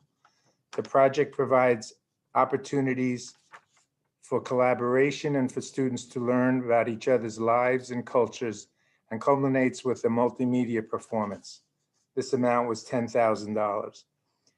In addition, the following programs funded in spring of 2020 by the NEF Endowment Fund for the school year 2021 are operating during the pandemic. And I'll shorten what they're about, but one is Grow Food Kids, which includes all elementary schools. And this is an ongoing project helping students develop positive relationships with food by teaching basic cooking skills, nutrition, and a deeper understanding of where food comes from. Another is Live STEAM, which is at the high school, and students in the performing arts program will be exposed to and master the advanced technologies used in their disciplines and are introduced to popular forms of expressions which exist outside traditional instrumental, vocal, and theatrical curricula. Also, we are funding Mass Audubon Arcadia Wildlife Sanctuary, which includes all 4th and 5th graders. And Arcadia staff works with teachers and students to explore alternative energy, composting, and other nature-based climate challenge solutions. And the other is Creative Coding, which is all 2nd and 4th graders throughout the district. And codes will work with staff at all of the elementary schools to provide innovative curriculum and teacher training to teach computational thinking and computer science to Northampton Public Schools elementary grades as part of a sequence that builds skills and concepts aligned with the new digital literacy and computer science standards and prepare students for more computer science in middle and high school.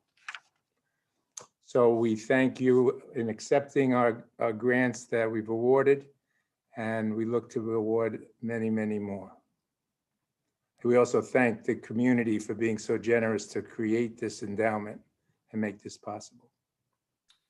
Thank you so much, Marty. I appreciate that. And I would entertain a motion to accept this generous $30,000 in endowment grants to the Northampton Public Schools. So moved. Is there a second? Okay. I'll ask the clerk to call the roll. Member Levy, Yes. Member Kaufman, Yes. Member Goldman, Yes, and thank you so much. Member Voss, Yes. Member Gold, Yes. Mayor Narcoitz, Yes. Member Busansky, Yes. Member Fallon, Yes. Member Seraphy Cox, Yes. and Member Condon. Yes. The vote is 10 in favor. Okay, so unanimously, and again, with extreme gratitude to NEF and, as Marty said, all of the generous community donors who helped create this endowment to continue to support the public schools into the future. So thank you. Okay, so we'll now return to our regular order of business, and we'll go back to reports and recommendations. And is there a report from the Rules and Policy Committee this evening? No, nothing to report. Is there an update from the Superintendent Evaluation Committee? No, there's not, Mayor. Okay. How about an update from the Budget and Property Committee? The late start issue, which we'll be discussing later on, so I'll pass for now. Okay. All right. So let's go on to the School Business Administrators Report. Cami Lamica. Cami? Good evening. I wanted to let you know that I will forward the regular financial report that I usually have in your packet. I did not get it to Annie by Tuesday. So everything seems to be going okay. Our grants are going to be through the end of December. So that's helping us with a number of COVID-related expenses right now. So I'll give you a full report next month, but I will give you the financial report. I will email it to you separately. For the personnel report, during November, we had 8 new hires, 4 separations, and 2 transfers. Okay, thank you. Are there any questions for the business administrator about either the financial report or the personnel report? Okay. Okay, hearing none, we will now move into, the superintendent report. Superintendent Provost. Thank you very much. We have a lengthy agenda tonight, so I'll keep my report brief. As this most challenging year draws to a close, we here in the Northern Hemisphere enter the time of maximum darkness amidst the second surge of a global pandemic now projected to take more than 3 million lives. In many traditions of the global North, this is a time when we look forward to the rekindling of light, to redemption, renewal, and the faith that better days lie ahead. I believe our district and the state has already begun the long climb to the light, and that we are only at the beginning of a series of positive developments that will serve to bring us out of the pit that we have fallen into. Starting at the macro level, we know that vaccines are on the way and could significantly alter the course of the pandemic by the spring.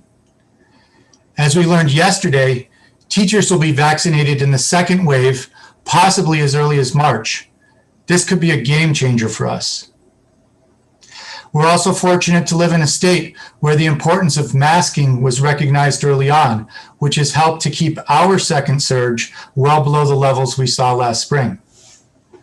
On the local level, we have a health department, as you just heard, that's been remarkably effective at protecting our community and that has supported our efforts to harden our schools against the virus. And we have a central service department that's made many updates to our physical plants in recent years, which provided us a head start to addressing ventilation issues. As a result, we were able to resume in-person instruction for a small number of students beginning in July. In September, we were able to expand that number to include more than 250 of our most vulnerable students. That's something the 3 largest districts in the state have yet to do.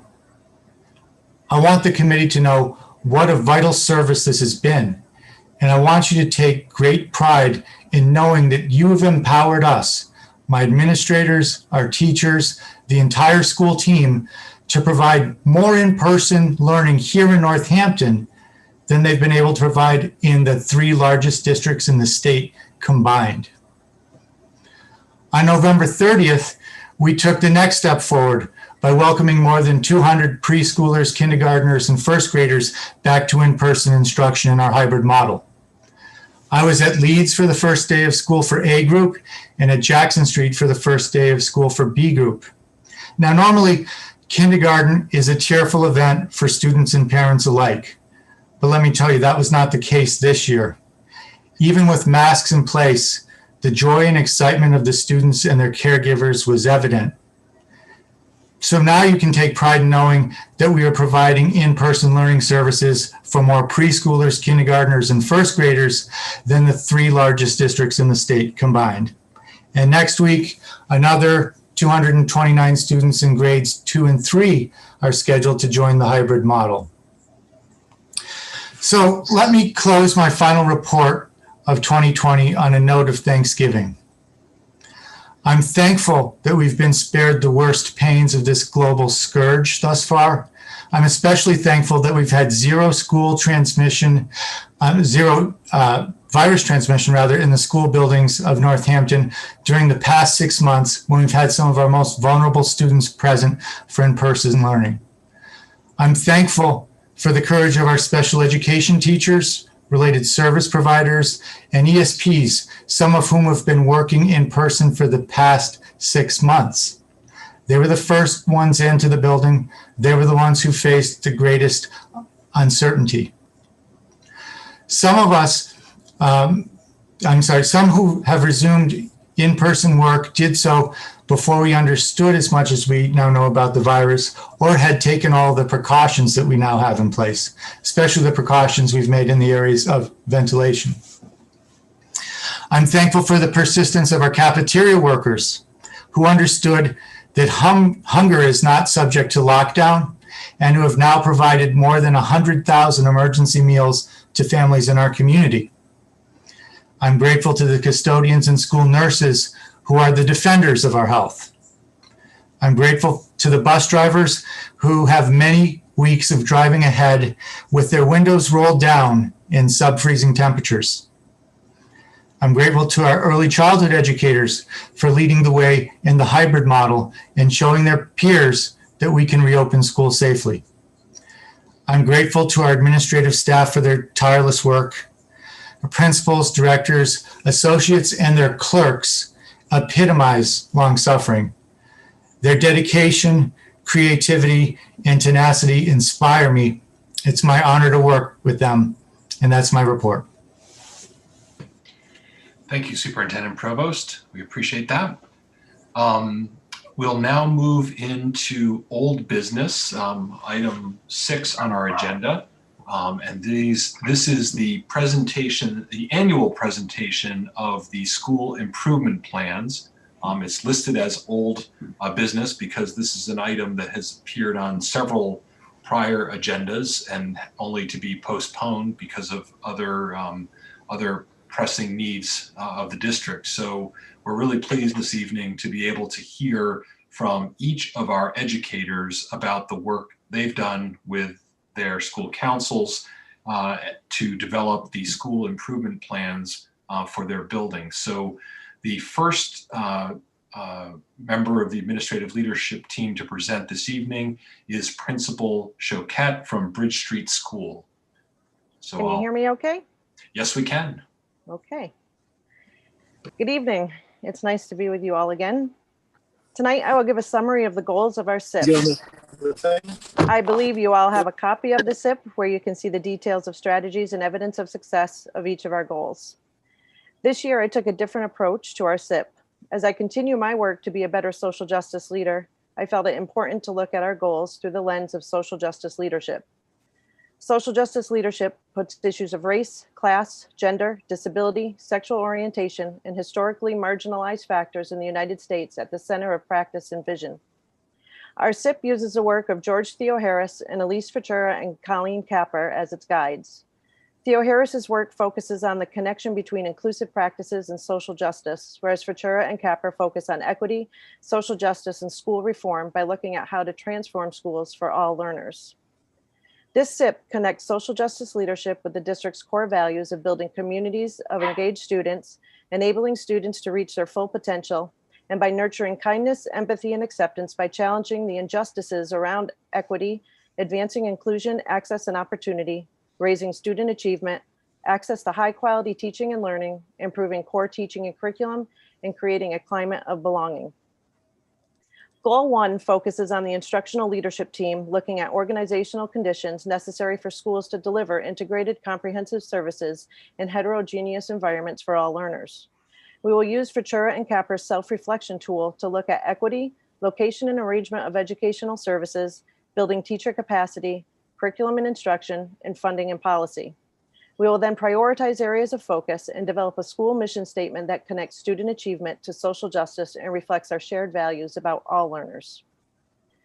Goal 2 focuses on our district's ABAR, trauma-informed, and restorative practices trainings.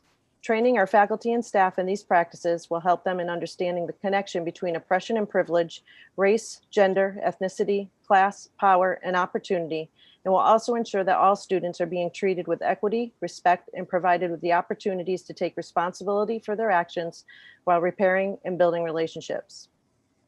Finally, Goal 3 focuses on student achievement. To do this through a social justice leadership lens, we need to stop looking at students as having deficiencies that need to be fixed by labeling them, classifying them as needing remedial support, and marginalizing them even more than they already are, but rather look at our system's policies, procedures, and practices and how they are creating the barriers and injustices getting in the way of student achievement. By examining these barriers and injustices and working to remove them, we are confident that we will see growth in our students who are struggling the most. Social justice leadership is not easy. It requires resilience and the courage to stand up against the resistance leaders across the country face from school committees, caregivers, and teachers. Leaders face a lot of resistance when it comes to social justice leadership because it requires all of us to examine who we are and who we want to be. And it requires us to change our policies, procedures, and practices. It is one thing for districts to say they're a district who focuses on equity and social justice. It's another to put it into practice. It is my life's mission to make sure all of our students receive the education they deserve and have the right to receive. Thank you for your time. I will now turn it over to my colleague, Principal Brown. Hi, everybody. It's lovely to be here. I'd like to start by sharing the pedagogical framework and grounding of the Jackson Street School Improvement Plan for this school year. The purposes of school are to teach children to think deeply, carefully, and critically about all things, to help them understand and have confidence in their own unique set of strengths and struggles, and to empower them to combine their critical analyses and their strengths to help make a kinder, wiser, more just, more beautiful world. These purposes are reflected in the NPS transfer goals and are inherently cross-curricular. For example, one of the math transfer goals is make sense of novel, messy problems that lend themselves to a variety of approaches, representations, and solutions, and persevere in solving them, which sounds very familiar to me right now in a very non-mathematical way, persevering in solving messy problems. Another way of thinking about this is that it is our job to teach children to know their own minds and to understand the world around them. Therefore, our work must be based on our understanding of each unique child in our care. We must create classroom spaces where all children are willing to show us who they are. That's the only way to build the trust that is necessary for all kids to access rich, meaningful, complex academic experiences. This pedagogical framework means that the work of schools is unequivocally entwined with anti-bias, anti-racist work in order for educators to see and celebrate the unique brilliance of each of our students. We must dismantle our own internal biases. In order for each student to trust their school grown-ups and make themselves vulnerable enough to take the risks necessary to learn, they must know with certainty that their identities are seen and valued. In order for our children to grow into people who can help build a better world, we must teach them to see its shortcomings. In partnership with caregivers, these are the values that guide this plan and our work at Jackson Street School. The first goal in our plan is that educators will differentiate instruction in all directions so that all learners have access to appropriately challenging, meaningful work that represents their interests and identities, is student-guided and centered, and is aligned to district and state standards. One way that we'll do that is to form a PLC, where a representative group of educators at Jackson Street work to deepen their collective understanding of differentiation, and they will draft a vision for differentiation and share that with the school. One way we'll measure success is to listen to the way that teachers speak about their differentiation practices, and to listen to the way that students speak to and express their experiences of being appropriately challenged. Second goal in our plan is for educators to develop and implement a plan to strengthen our home-school partnerships, our ability to collaborate with and engage all families, and to make our decision-making groups more representative of the Jackson Street community that we serve. One of the things that we'll do to achieve this goal, educators and caregivers will come together in interest-based groups to explore the ways that Jackson Street can further embody anti-bias, anti-racist values, and to make a plan together for how to bring that work more to life in all grade levels. While the value of that work speaks for itself, we will link our plan to the NPS transfer goals, to the Massachusetts frameworks, and to the recently adopted social justice standards. The purpose of this linking is to show that anti-bias, anti-racist work is not an add-on, it is fundamentally entwined with our shared standards. Some of the ways that we'll assess that work: we'll listen to the way that teachers and caregivers speak to the role ABAR values play out in their classroom. And we'll attend to the way that students demonstrate our ABAR values and their ability to meet the social justice standards. The last goal, which is extraordinarily relevant now, the employees at Jackson Street will care for ourselves and each other, and we will model this care for our students.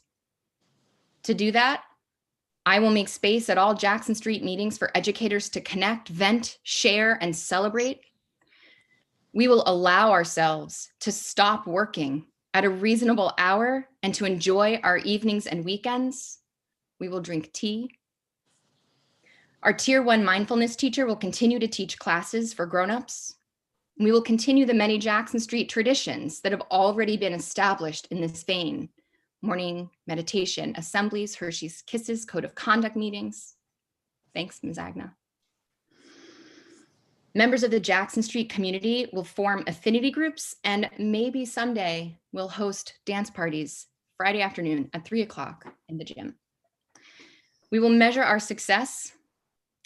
We will continue to consciously appreciate and collectively reflect on the fact that we work in a school community with a shared vision for making a better world through education, and that we are in meaningful partnership with caregivers to bring that vision to life. Thank you. Chris, you're up. Principal Wentz from Lead School. Thank you. Thank you, everyone.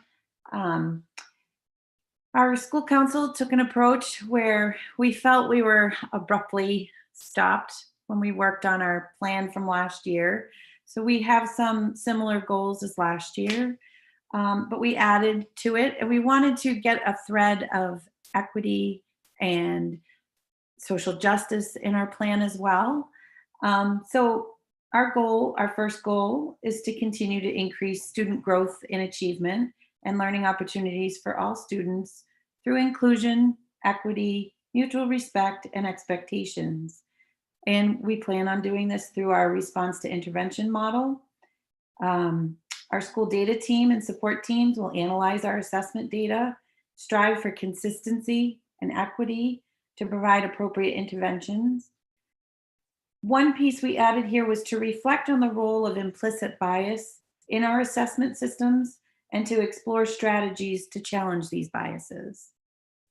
Our staff will implement curriculum modules that have been created through grade level collaboration to ensure consistency of the implementation of educational standards across the district. Our second goal is to provide a safe, inclusive environment in which students, caregivers, and educators' diverse backgrounds, identities, strengths, and challenges are acknowledged, respected, and as demonstrated through educator-caregiver student feedback. We will participate in a district-wide, school-based, and individual professional development, which will focus on anti-bias, anti-racist curriculum, and professional development in order to challenge and disrupt individual and system biases. Training will encourage staff to value and demonstrate many different ways of speaking, listening, learning, thinking, and doing. Our school council will continue to support our equity and inclusion subcommittee to promote programming that is inclusive to diverse backgrounds in our community. We'll work with the Self-Evident Media to pilot their multimedia digital humanities resource in grades 3 through 5 in an effort to address a critical history of race and racism in American history. And the LEAD staff will continue its outreach efforts to the Meadowbrook community. This may come in the form of curriculum nights, socials, family reading nights, and maybe someday, once again, potluck suppers. LEADS will adapt its community meetings and school-wide activities for the virtual format. Goal 3 is about social emotional skills and strategies. We implement and support zones of regulation program and second step for social emotional learning, as well as educate caregivers and develop resources and for families. We use the social, academic, and emotional behavior risk framework to identify areas of need, both across groups and individual students, to provide early intervention to students needing additional support. We're going to adapt our B program to include remote and in-person students. We'll reevaluate as a school community the slogan, all the kids, all the time, to be more inclusive of the entire Leeds community. And our fourth goal is to increase our family and community engagement through shared values and increasing consistent communication.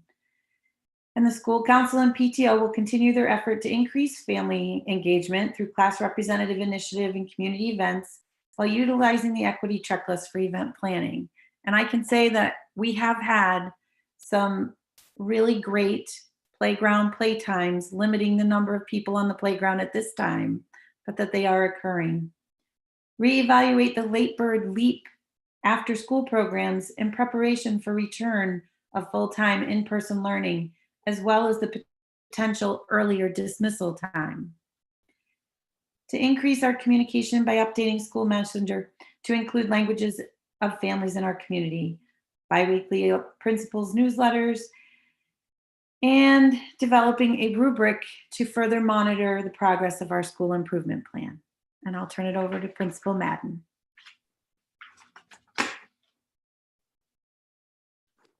Hi, everybody. I'll start with our overarching hope at Ryan Road School.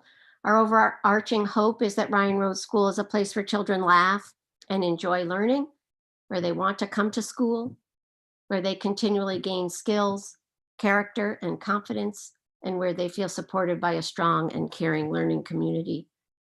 We have some essential questions that guide our work, and I'll just reference a couple of those. One is, how can we use student learning data to help guide our differentiated instruction, help us have high expectations for ourselves and for all of our learners to ensure that each and every student is learning? And how can we collaborate with one another to best support our students? And I think those essential questions go very closely with our goal number 1, which is about instruction. And we do have a very wonderful data team, myself and my school psychologist, Claire McCoy, and our 2 Title I teachers, Beth Brady and Mary Beth O'Connor. And we meet on a regular basis with one another, looking at student data.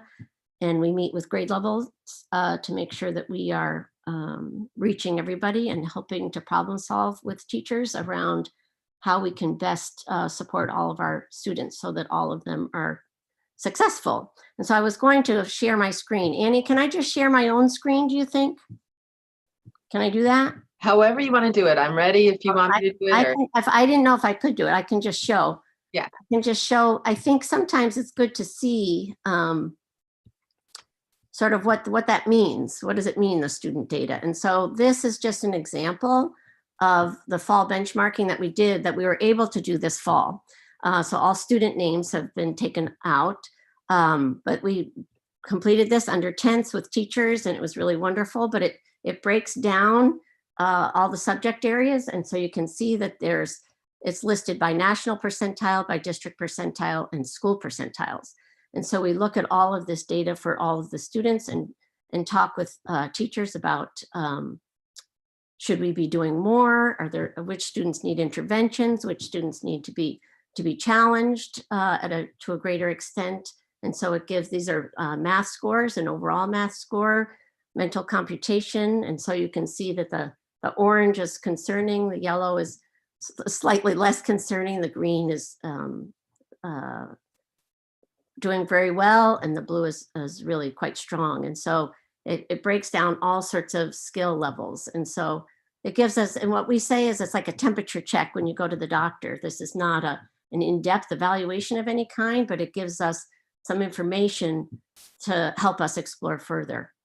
And so that's what the fall data, when students came and took their assessments under the tense, this is what it ended up giving us, as some baseline information for where our students are currently this fall. And we can compare that with what we had from other years. And so that's extremely helpful as we try to see who is learning and who is struggling, and it's quite helpful for us. And this also shows reports that we share as we gain data over time. So it shows a fall percentile and a winter percentile, and that gives us student growth percentiles and the rate of improvement. And it's sometimes you think a student's doing fine and you realize that their rate of improvement really wasn't very strong. And so that gives us makes us pause and wonder why and what else should we be doing. And so again, it breaks it down into different subject areas. And this is a different test that I think this one's math, and it breaks down skills so as a class. So this might, oh no, this is reading, sorry. It shows where this class is with fluency, comprehension, and vocabulary. So it can give a teacher sort of overall strengths and concerning areas for a class, which might help guide which areas you might focus on as a classroom teacher. The next one, I love the triangle. This is we often show at the end of a year because it shows great growth. So in the fall, this particular grade 2 class in math, you can see the green. There was a large number of students that were doing fine, but quite a few students who were concerning, and you can see the growth because it's so obvious with this visual, which is really nice. And then the last one is the SABRS, which is our social emotional assessment that teachers assess their students on different social emotional skills. And we're going to try this year to have 4th and 5th graders also do a self-assessment. And so these ABs are student would normally be a student name. And then it also breaks down sort of social, academic, and emotional strengths and concerns for students. And it also will put students into different categories for social skills. So these are students in your class who might be displaying these concerns, and these are some interventions that we can do. And so I just wanted to show what the kind of data we're using and what that looks like, because sometimes you say we're looking at data, but it's hard to visualize what exactly we're talking about. And so I feel like we've gotten much better at using our data and much better at collaborating with one another to help our students grow. And so I wanted to share that with you. I'm always amazed at what our teachers are doing. I have to say that I've been awed by them during this pandemic and the remote learning, because they continue to, even though it's such a struggle, they continue to find ways to reach all students. They continue to learn these technological skills. They help each other. The tech integrators help. And I've been really, it's been amazing for me as a leader in the building to watch all that's happening in terms of how our commitment to reaching all students just plays forth every day. It's really quite something. So goal number 2 is about social emotional learning. And we've been grateful to work with Lourdes Alvarez Ortiz this year, and she's coming to work with our staff more in February. And we very much appreciate her focus on the positive and identifying students' strengths and strengths in ourselves as we face these challenges. And it very much is in concert with our responsive classroom training. And our last goal is around equity and social justice. And I think everybody's been talking about all the PD that the district has been doing and our teachers have been doing. But I also just wanted to pay particular attention to Lion Bridge, which is something that our new ELL coordinator brought to the district. And it's a way for me finally to be able to communicate with families who speak another language. I've felt irresponsible in my leadership when I can't communicate with families in another language. And this provides me an opportunity to have a conversation with a translator just on the phone. And it's been really, really wonderful for me to be able to communicate more effectively. So thank you. And I'm going to pass it along to, I think, Des.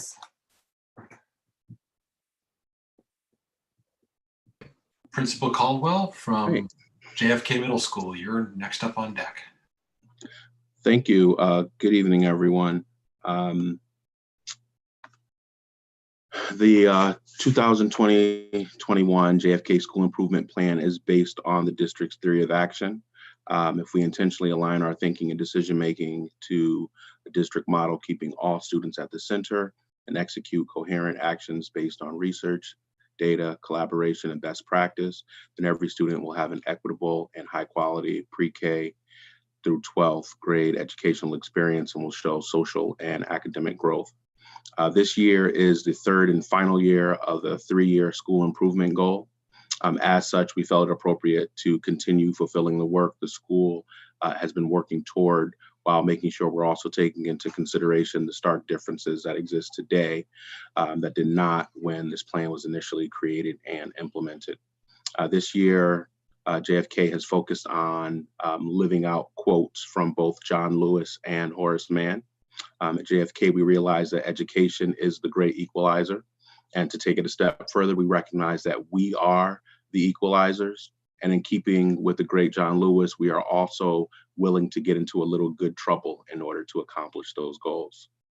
Goal 1 is to continue to identify and implement structures and systems to positively impact school culture and support students who may struggle socially, emotionally, and or behaviorally. We recognize that there is a discrepancy in student discipline, and certain groups of students are disciplined more frequently and differently than others. And so we want to take that into consideration.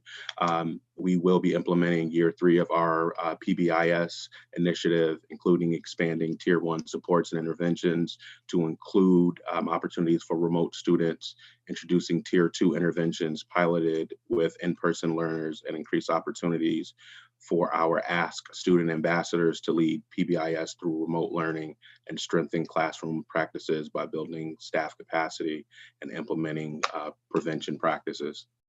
We want to use structures to implement our SEL strategies and activities to help support students during remote learning and transitioning back into in-person learning.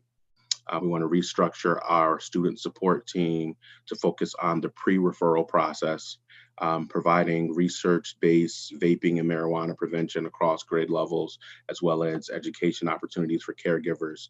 We are helping to accomplish that goal with the hire of our new health teacher, who already has that on radar and is working to implement that.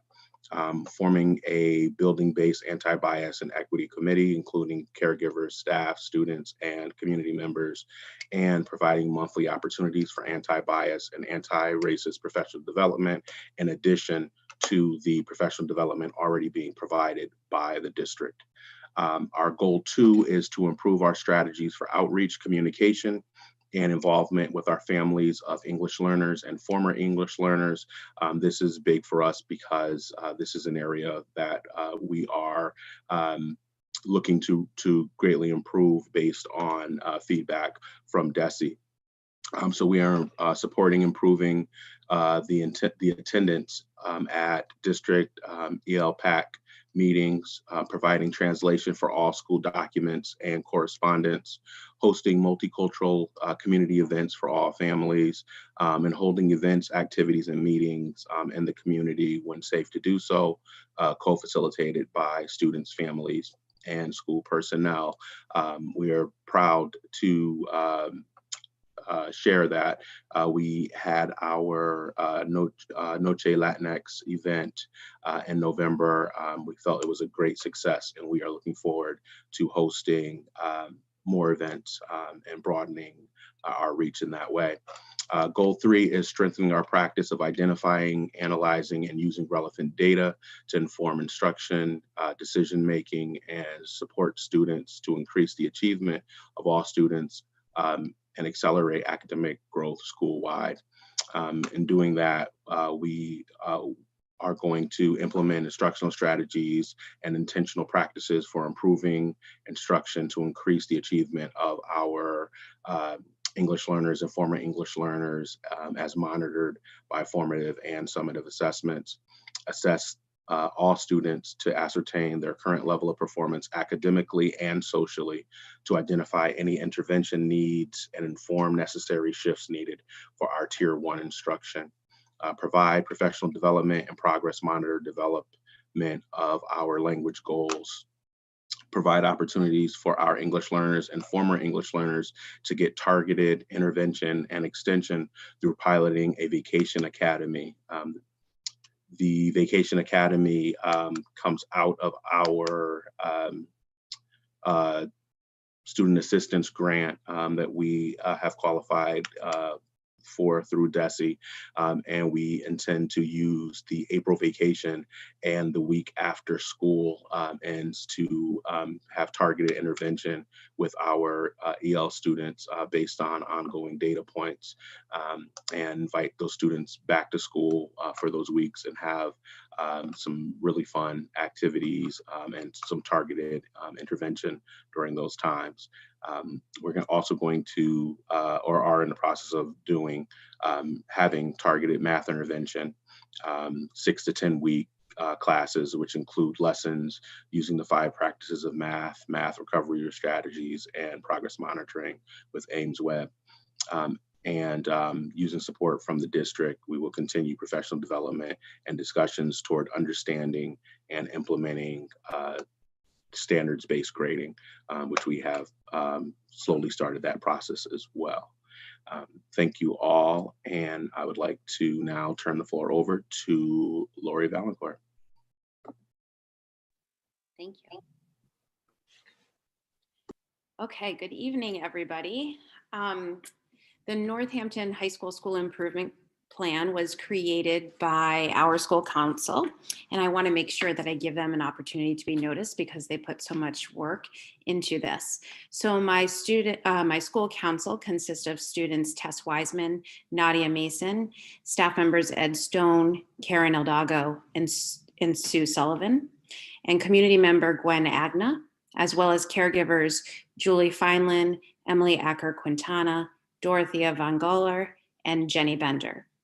Together, we determined that the district values and the DESE 2019 district review feedback and a shared and overarching statement would guide the goals of our school improvement plan. We recognize that we have goals that will likely require more than 1 year to achieve, and we are prepared to maintain these goals until they are accomplished. Tonight, I have invited English language learner educator or education teacher Sue Sullivan and council member Sue Sullivan and student and council member Nadia Mason to work with me to present the SIP. We have each taken one goal and will present to the school committee. I'm going to start with the overall arching statement and then we will go through our goals. The overarching statement guiding this SIP is as follows. Northampton High School is committed to being an anti-racist school. We affirm and recognize the inherent dignity, value, and worth of all community members and stakeholders. This commitment is ongoing and represents our desire to cultivate an anti-racist and anti-biased educational culture that encourages equity and belonging throughout the entire Northampton High School community and academic experience. Our goals are rooted in our district values and our mission to expand the depth and breadth of opportunities for all of our students. The goals below are developed to support the short and long-term initiatives and improvement strategies that progressively move us forward. So our first goal is that Northampton High School will finalize comprehensive, culturally relevant curriculum aligned with appropriate, high-quality standards, critical thinking skills, and implemented consistently across classrooms, and that our curriculum will be assessed through equitable grading practices and standards-based grading consistencies. You have a copy of our SIP, but we came up with some very specific strategies to get us there, and I think it's important to reiterate those to you. Some strategies include finalizing our common standard-based assessments and rubrics within each unit and course. Each assessment will be aligned to many aligned and identified by priority standards. The faculty will collaboratively determine how standards-based grades are converted to letter grades in their electronic grade books. And then educators and caregivers will participate in learning and dialogue regarding standard-based instruction, grading, and formative summative assessments. And curriculum will be assessed and data will be used to collect and analyze the cultural relevancy of course curriculum and materials. Ms. Sullivan will now present goal 2. Hi, everybody. I'm Ms. Sullivan, and I'm also a proud NHS parent of a senior. So I'm presenting goal 2, which is to develop and articulate a clear multi-tiered system of support, MTSS, to meet the academic and behavioral needs of all learners. This goal will extend beyond 1 year. And the connection to the statement, the overarching statement, is that AMTSS that advances equity gives all students access to education and opportunities in the most inclusive environment possible. As stated on page 45 of the DESE review, students benefit from a predictable, culturally relevant system that maintains their dignity regardless of their cognitive, physical, social, emotional, and behavioral manifestations. The districts and schools benefit as they advance students along the academic continuum with increasing guarantees for engagement and high quality learning experiences. And some of our goals to get to these improvements will be by the end of 2021 school year, baseline data will be collected regarding the trends in academic behavior and attendance. This data will be maintained in one place. Oh, hold on 1 second.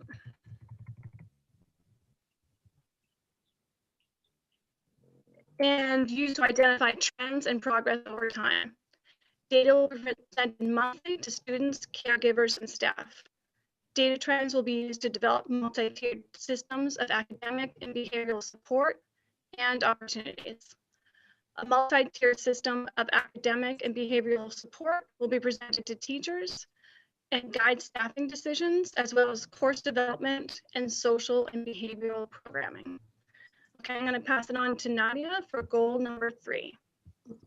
Good evening, I'm Nadia and I'm a student at NHS and I'll be presenting goal number 3. All right.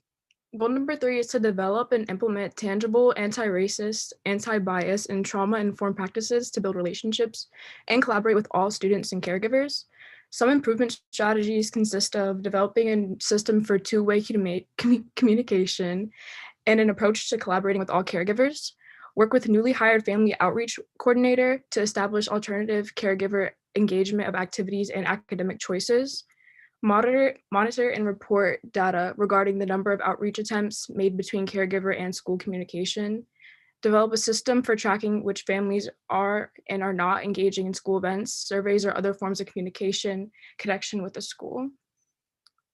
And the district has hired Education Trust of Massachusetts to host a series of community listening sessions.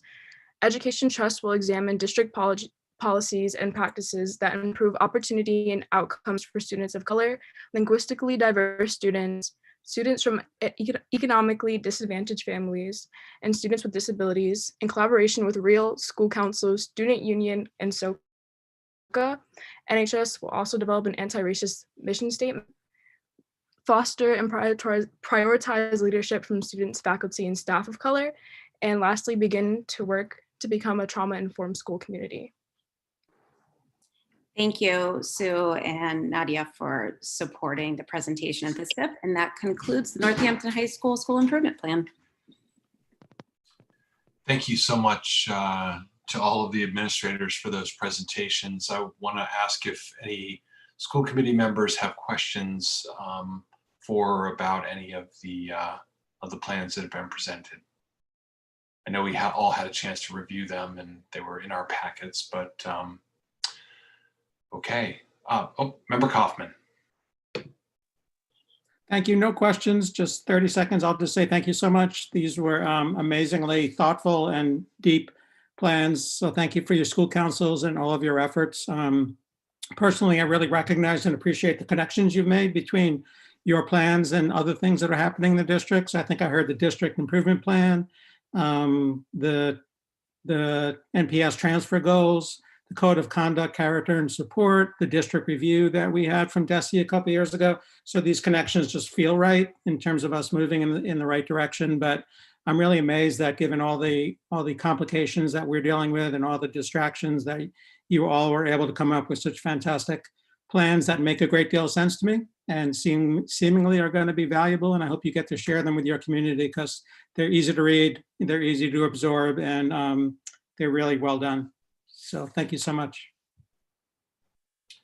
Thank you, Member Kaufman. Any other comments or questions from school committee members?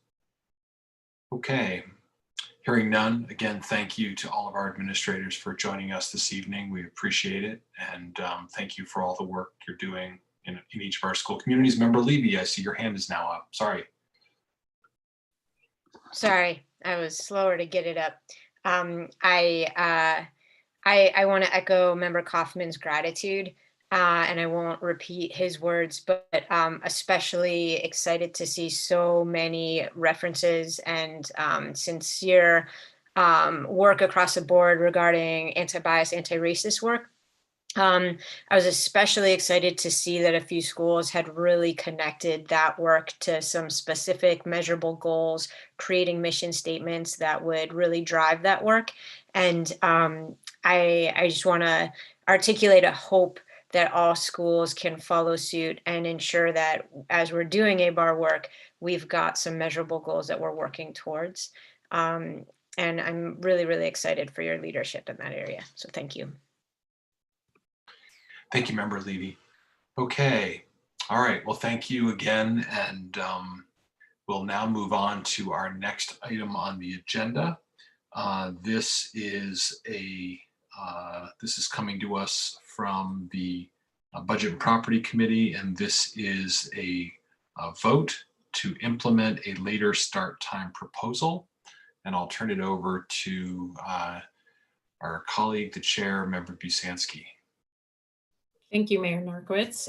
So as most of you know, well, certainly on the school committee, that we've been discussing this for a long time. I think I was reminded by Steve Harrell and Renee Wetstein speaking earlier in public comment that this has really been going on for about 15 or 17 years, this conversation about trying to implement a later start at the high school. So here we are again. We had many conversations about this last winter pre-pandemic with the old school committee, and then we transitioned into the newer school committee in January, and we had the student union conduct a survey. We conducted many surveys.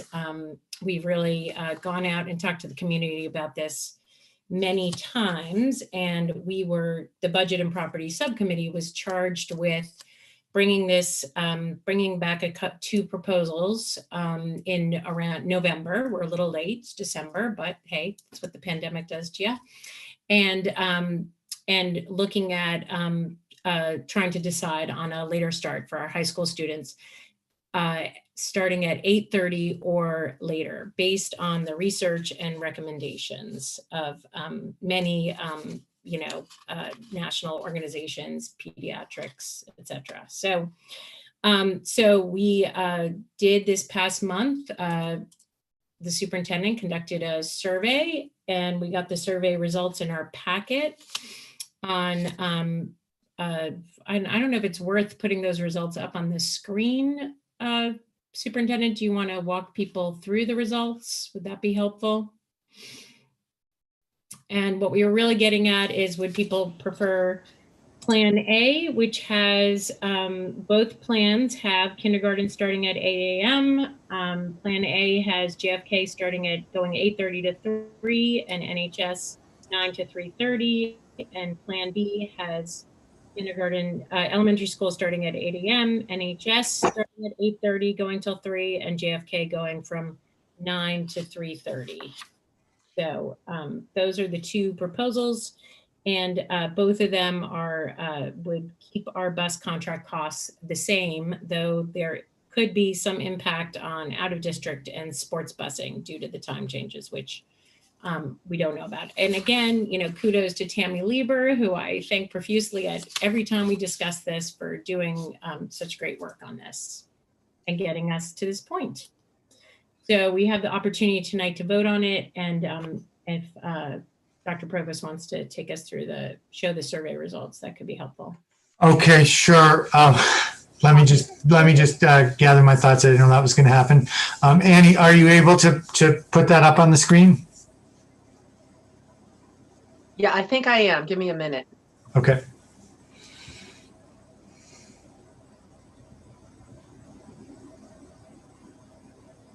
While that's happening, I would like to thank Member Brzezinski for her work on the survey.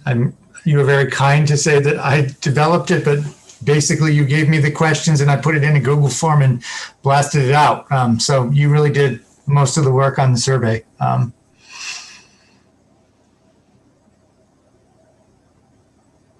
Well,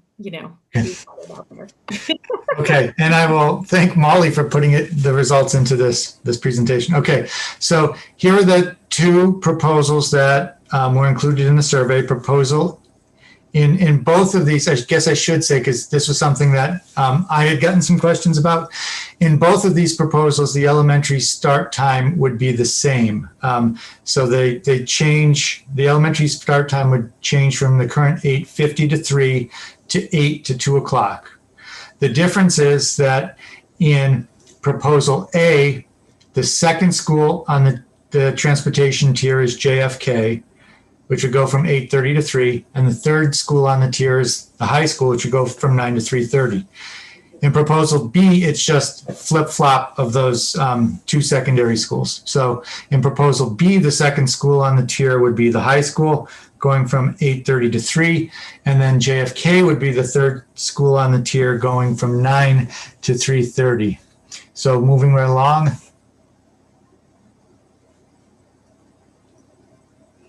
And I'll just explain this.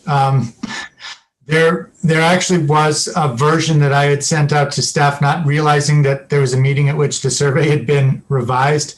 And so there was at one point a question that had maintain as separate from undecided or no preference. So where you see maintain here, that is basically the responses that came from staff. My understanding is that it was kind of felt to be a duplicate question with undecided, no preference. So that was removed from the version that went out to the public. But this shows overall the results with a strong preference for proposal A. Moving on, we did ask a little bit of demographic information, not a lot, but we did are at least able to break it down by students and others. And among students, there was a preference for option A.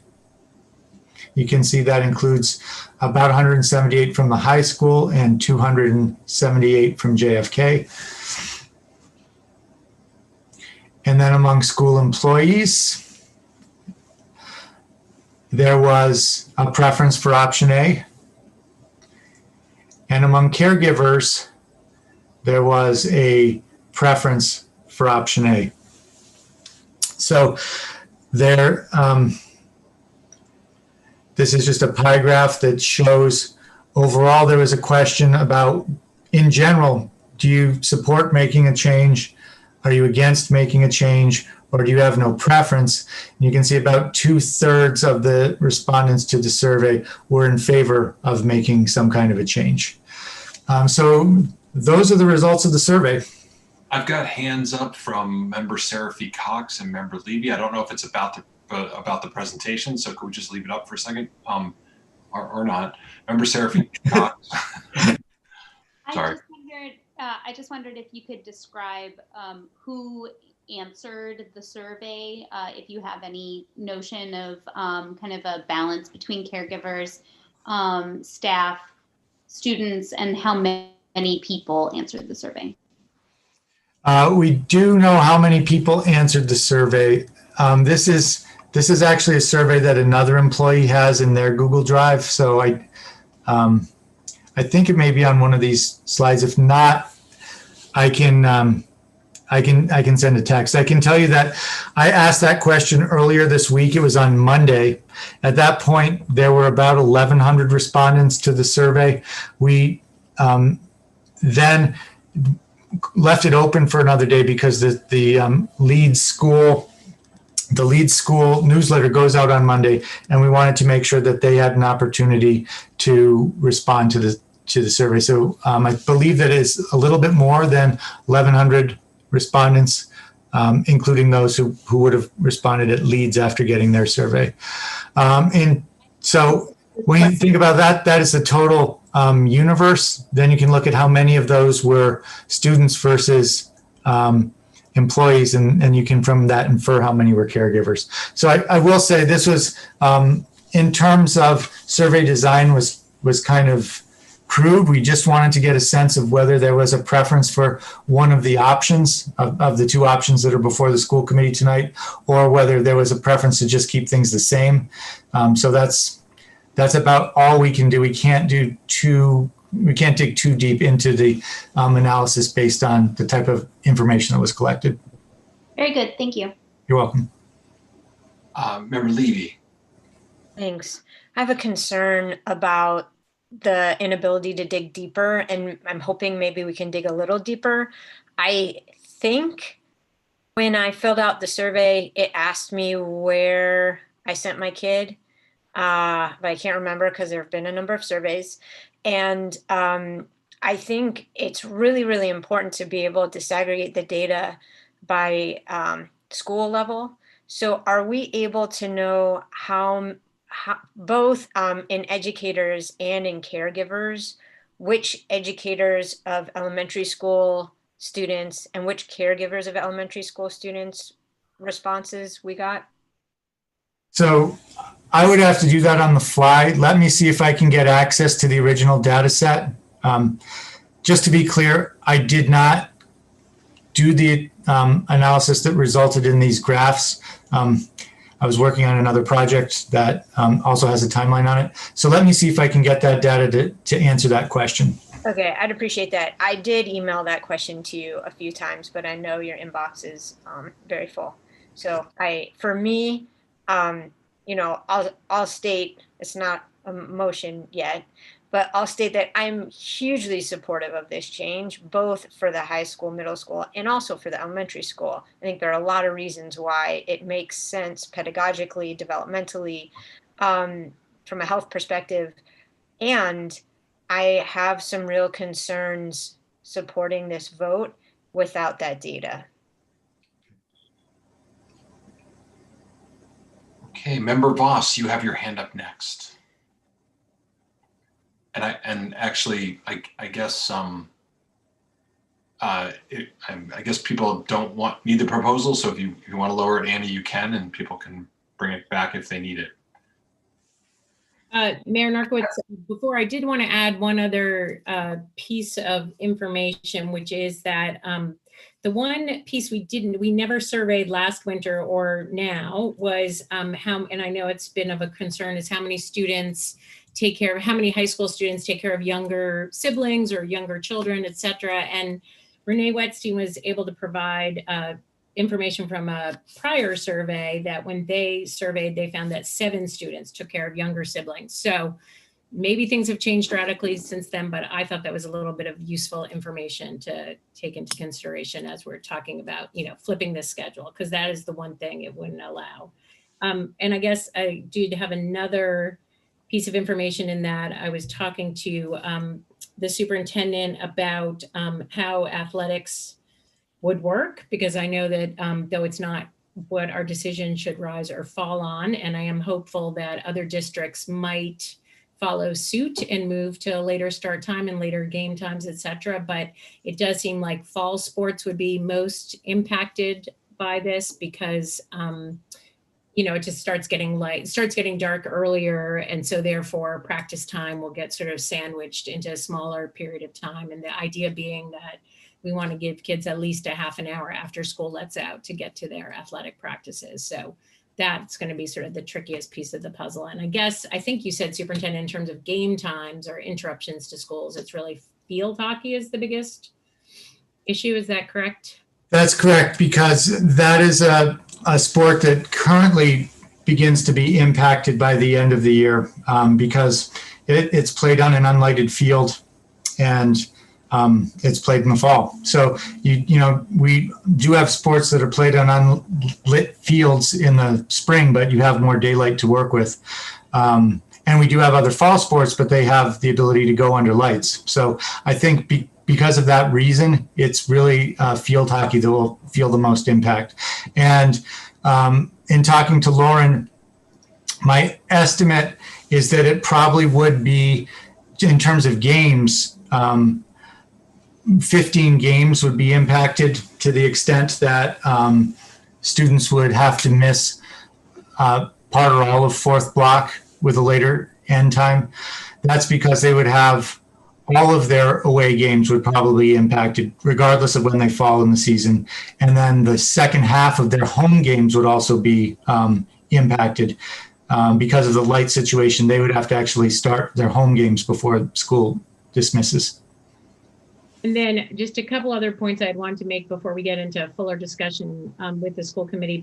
And one is that I know there's a lot of extra help that happens after school at the high school in that sort of hour that I think, when we finally return post-pandemic, we would get back to. But I just want to remind school committee members that we now have the flex block. And so kids are able to get extra help during the flex block. And so if we lose some of that time between school letting out and a student having to get to work, internship, or athletic practice, they'll still have time to get that extra help, which I think was helpful to me to keep in mind. And yeah, I think those are kind of the main points I just wanted to make sure that we hit on. Oh, and that, we are taking the issue of a late bus off the table right now for the middle and high school, but I don't want to lose it altogether, that notion. I don't think it's doable for next year, given budget constraints we're going to face, but especially for the middle school, it would, I think, be really important for us to try to keep in mind and keep working on moving forward.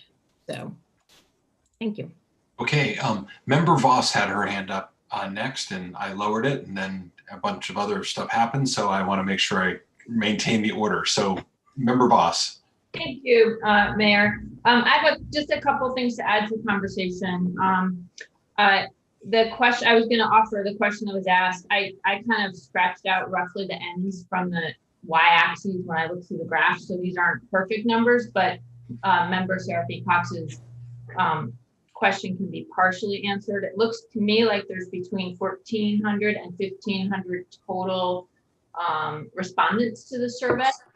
About 475 students, about 250 to 275 staff, and about 700 caregivers. That's my rough estimate, just by looking at the graphs and adding up the bars. And in the middle of a pandemic, I actually think that's a pretty strong response.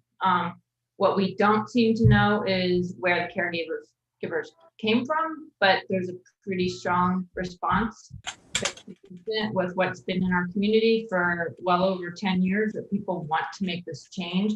So, it may not be a perfect survey, but I am urging us to listen to our public comment and to our, all the people that have spoken over the last 10 plus years. And, I don't know how our decision would change if we knew who these caregivers are. I right now feel like if, as others have said, if it's going to be a struggle in some way for younger kids, they're going to benefit when they get older. So I think for me, there's a very strong response here. And the question I have, you know what else? I mentioned this when the high school students were here. We did have the high school, so this is the second thing I want to say out of three. The high school students did do a survey at the high school. I believe they presented it to us last February before this pandemic took over all of our lives.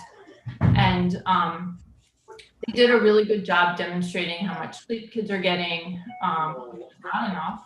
And they also, I don't think they asked specifically about how many high school students were caring for younger children, but they definitely asked about after-school jobs, and I don't remember the exact numbers, but it was most of the respondents said that they would be able to keep their jobs and be flexible.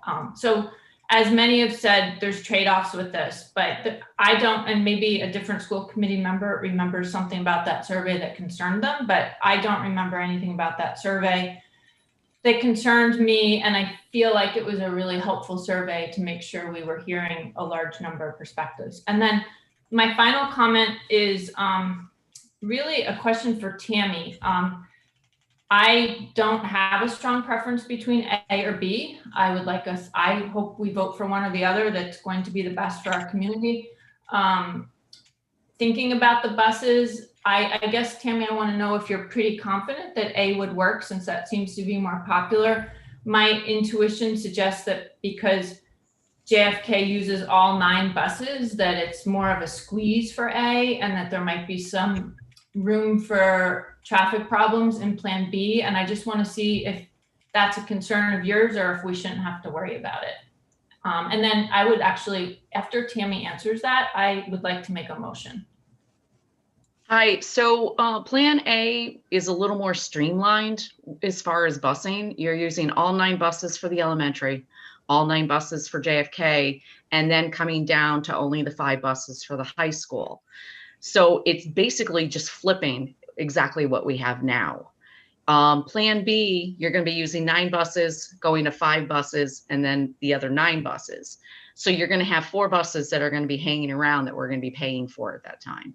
So the price may be a little different as far as that, and there might be an increase in there depending on how we negotiate the contract. But definitely Plan A streamlines a little bit more, as long as we're keeping that 30 minutes in between each run. Okay. Does that answer what you needed, Susan? If you're confident in it, I'm just gonna go with it. I guess the way I was thinking about it was putting 9, 9, 5. I didn't realize the elementary used all 9, but I thought getting some of the JFK buses out earlier, since the high school doesn't use as many buses, might have streamlined it. But you know, I obviously don't know. So are you recommending to us that Plan A, from a busing perspective, is better? It basically is exactly what we have now. It's just flipped. Okay. Okay. I'm going to make a motion that we vote to accept Plan A. Thank you, Tammy. Second.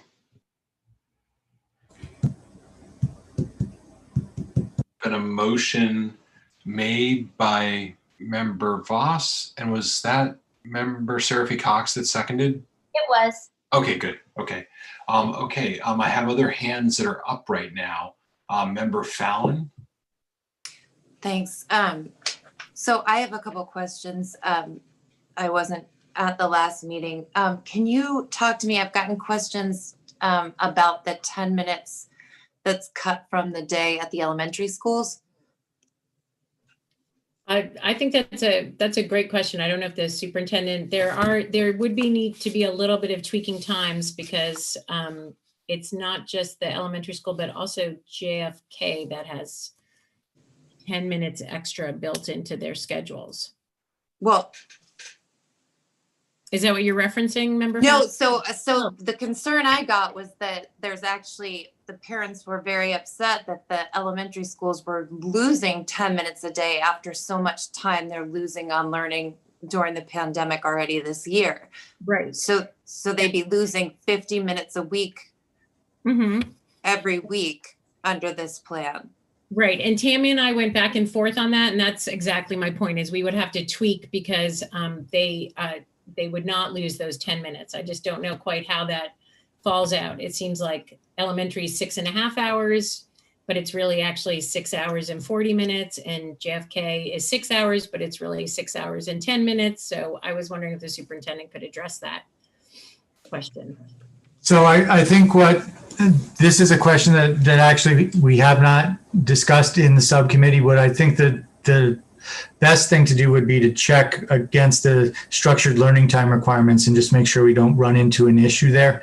And then I can report back on whether whether or not we would have a compliance issue with that.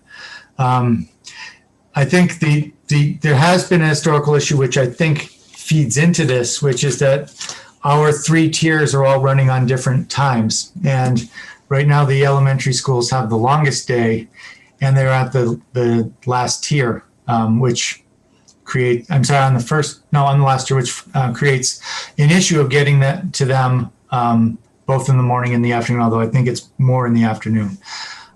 So I guess I would ask Tammy to speak a little bit to the tweaking that you put into this schedule to try to address that. Hi, so when we just put the times in, we knew that there was going to have to be some tweaking, 10 minutes one way or the other. It was more just to keep streamlined instead of coming up with 7:50 and 2 o'clock and creating some crazy times in there. We knew with negotiating and everything else, there was going to be 10 minutes wiggle room or 15 minutes wiggle room on each end. Once we dive into it, and if it is approved, it's something that we'll get, say it's 6 hours and 10 minutes per the elementary or 6 hours and 15 minutes at the JFK. We can wiggle that around a little bit because there is a little bit of room there with busing that we can kind of get, 7:50 or 7:55 to start the day instead of 8 o'clock and make that bell. Because I think the bell right now is 8:50. So for the elementaries. So there is wiggle room there. It was just more to see streamlined when we came up with the 8 and 2, the 8:30 and 3, 9 and 3:30. So that it was a little bit more right on the 30-minute mark. That was all the only thinking with that. So, okay, thanks. So I guess, so I have a few more questions, but I guess I am really struggling with any motion that has us voting on a plan that's not actually the plan. If we aren't even sure that this will meet time on learning requirements, and we don't know, we would have to also get the contracts, negotiate contracts, and we're not sure if it's going to meet, if it would align with students being able to take classes at Smith College. I feel like there's so many variables that Member Levy's mentioned that she doesn't have enough information to make a decision. I absolutely think that there's a lot of information we need. Because another question I had is, Dr. Provost, with this survey, for instance, you said you got 700 caregiver responses. Is it limited to, in any way, to caregivers from our district, or is it possible that anyone could take this survey? I think, for as much as Member Voss is saying that, we got such a great response, there almost half of the people who spoke to this in public comments, students graduated years ago. So, I just want to say I'm very much in favor of a later start time. I've got 2 kids at the high school. I'll have 3 kids the year after, but I don't want to rush this through and be a Boston that is making a vote and then retracting our vote. And I don't want to rush this through during a pandemic when we haven't thought this through fully. We have the time. So I just want to make sure that we're doing this and we're being transparent about it. So since that was directed to me, may I be recognized? Yes, of course. Okay. So this was an anonymous survey. We don't know where the responses came from. There could have been ballot box stuffing. There could have been people from outside the district. That is something that's a risk you take when you have an anonymous survey, but there was a reason why we felt that it would be helpful to have it anonymous. I can also answer the question regarding the breakdown. So I was looking at the original data set, and I can see that there were, when you sort it, the line numbers change. So you can't just do a subtraction to find out how many there are. So these are hand counts. So please know the hand counts might be off a little bit, but so based on hand counting it, 60 of the respondents identified as elementary connection only. 40 were elementary and middle. 9 were elementary and high. 90 were middle alone. Having a little trouble reading my handwriting, but I think it was around 150 or so were high school only, and then 34 were middle and high school.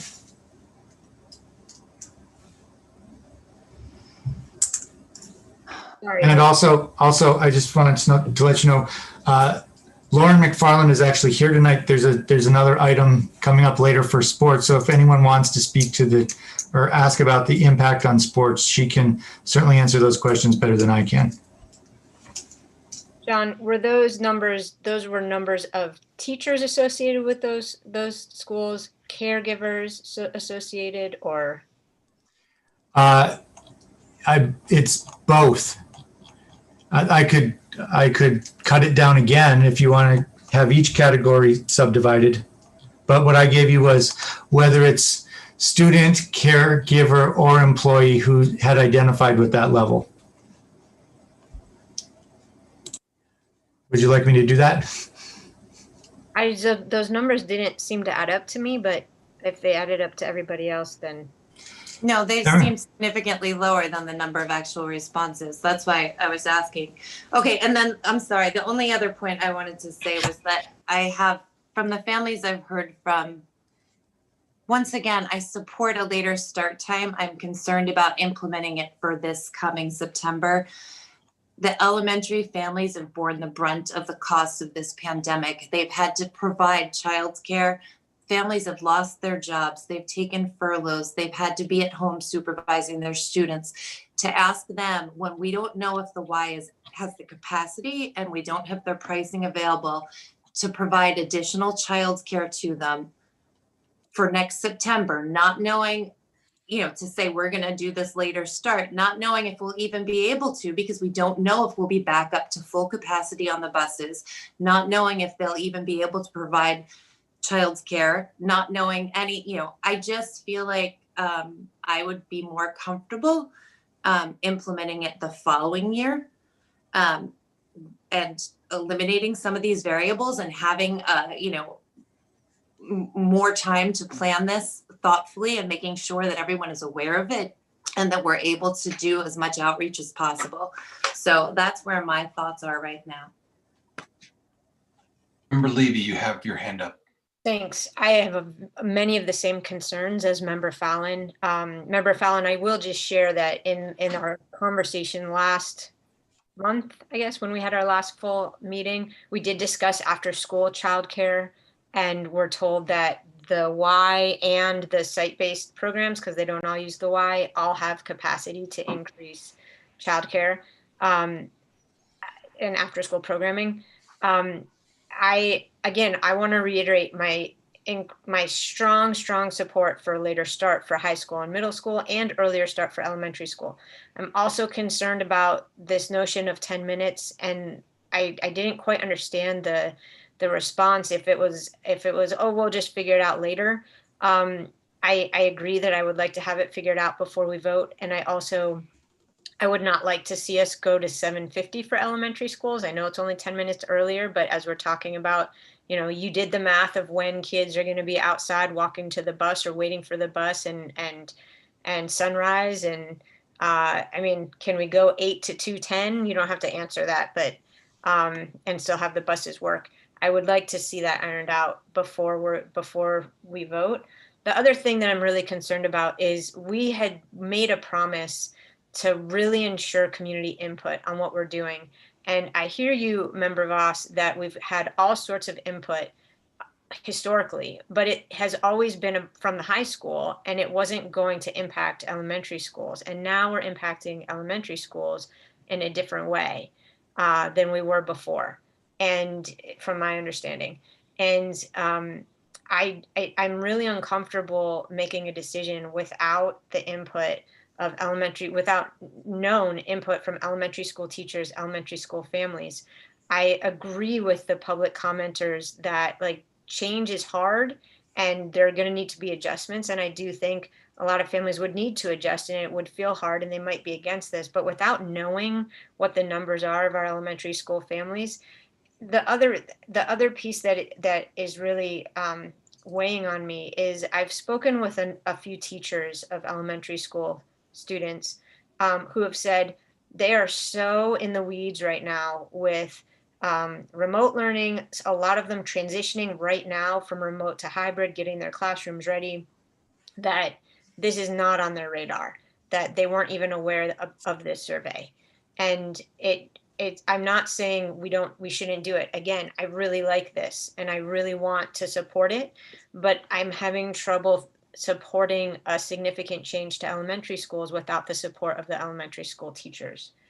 Our elementary school time is already short in my mind. And so shortening it, again, I would want to get that worked out. So I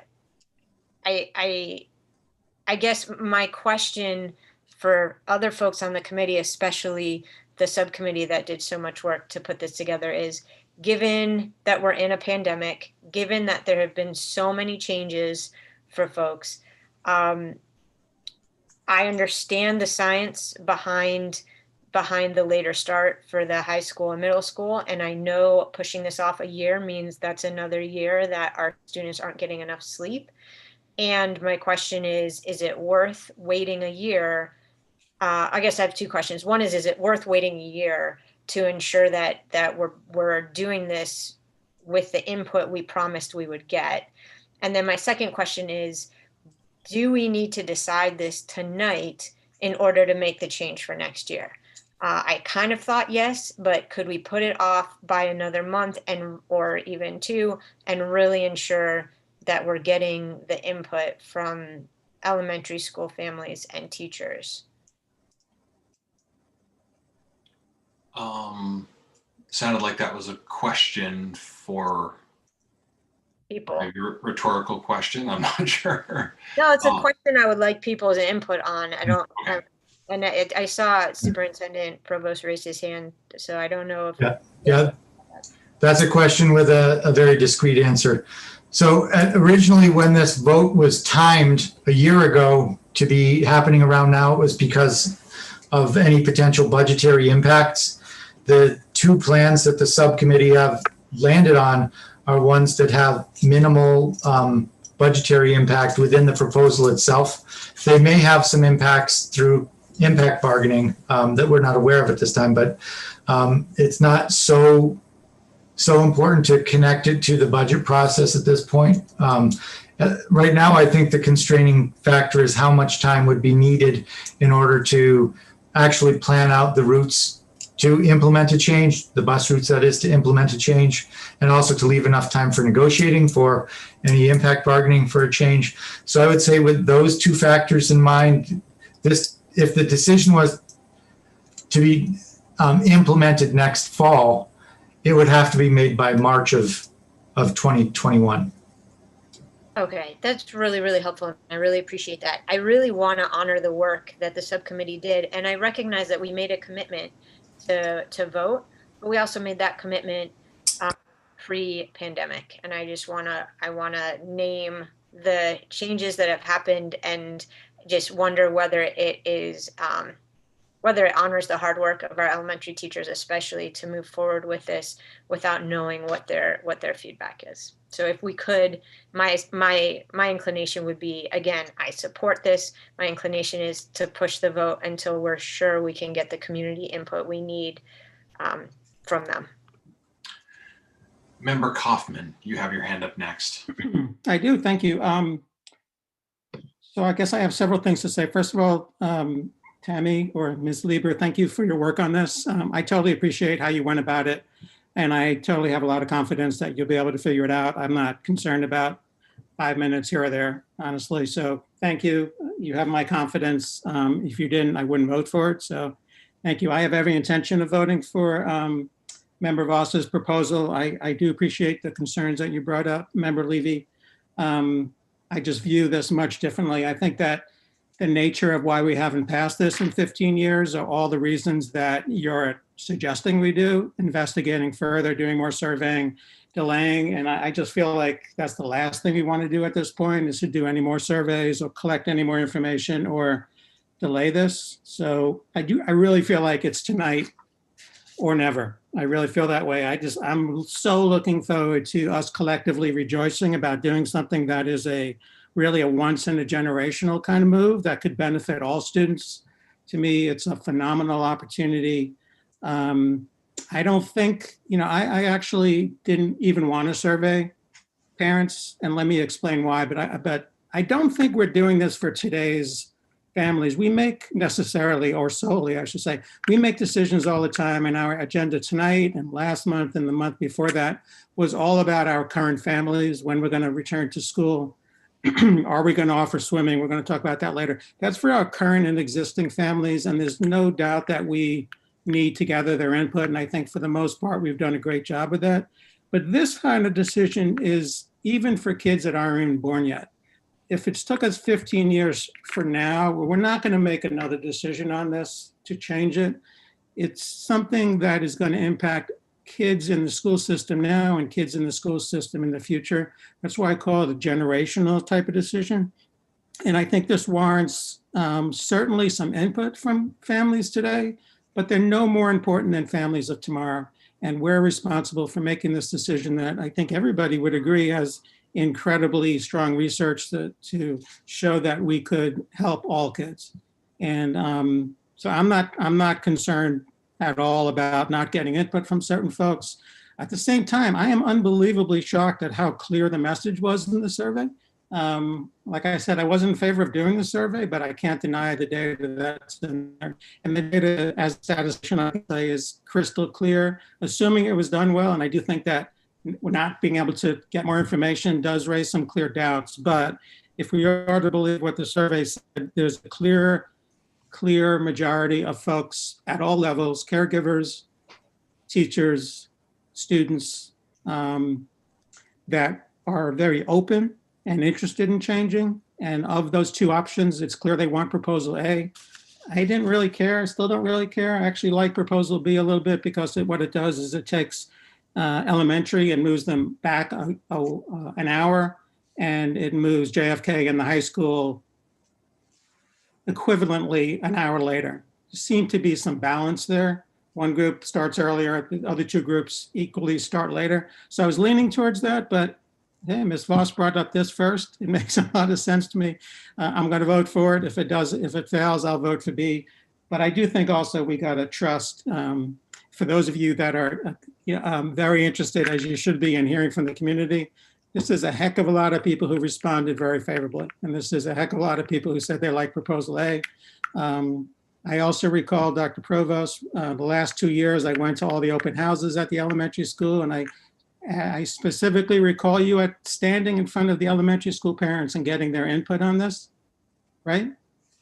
Well, actually, that was a prior proposal. That was the proposal that was rejected that prompted this process that led to this proposal. Right. But I mean, there's been attempts to get elementary school caregiver input left and right. So I don't know where this is all going, other than I just hope that we can do this. I hope that we can rejoice. I think that we'll be bombarded with thank yous from families, from teachers, from members of the community. I can't thank Mr. Harrell and Ms. Wetstein and Mr. Buell and Dr. Provost and the countless numbers of other people that have spent hours and hours of their lives doing this. And I don't want to disappoint them, because we want to do something that has come back to haunt us time and again, which is do more survey research or try and tweak out a perfect model. The evidence is clear. This is our opportunity. And I thank you, Member Voss, for bringing this up, and every other member of the subcommittee, and I plan to vote for it.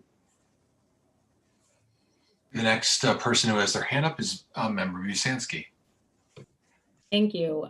Well, I guess I feel like I have tried to relay a lot of information in somewhat of an impartial version, but I also want to, echo a lot of what Member Kaufman just said and say that I will also be voting for proposal B, proposal A, Member Voss's motion. And if that fails, then I will be making a motion for proposal B. I do think this is an incredible opportunity, and we have had an enormous amount of input from all school levels on so many proposals over the years. And that, in fact, part of how part of what I relied on in coming up with my comments on moving elementary school to 8 a.m. was all of the emails that I got after last year's proposal of moving the elementary school later from elementary parents saying, please, please, elementary school kids learn better in the morning. Please start the school earlier. In fact, one parent actually even laid it all out for me. Start them at 8 a.m., et cetera, et cetera. So I feel like I feel very confident that we've had a lot of input. We are never going to be able to make everyone happy. And while I really do agree with you, Member Levy, about how this pandemic has hit elementary school parents harder than anyone else, I also think that part of the reason there has been a small opening to make this change now in a way that we've never seen before is because we've been through so much change. I mean, we had high school students starting school at 10 or 11 a.m. in the spring when we shut down. Now we have them starting at 8 a.m. Are we really going to bring them back to starting at 7:30 a.m. in the morning? I mean, now they're starting at 8 a.m. and they wake up in their house and they're at school. We're really going to get them back to going out there and standing outside to get on the bus at 6:30 a.m. or whatever god awful hour that is.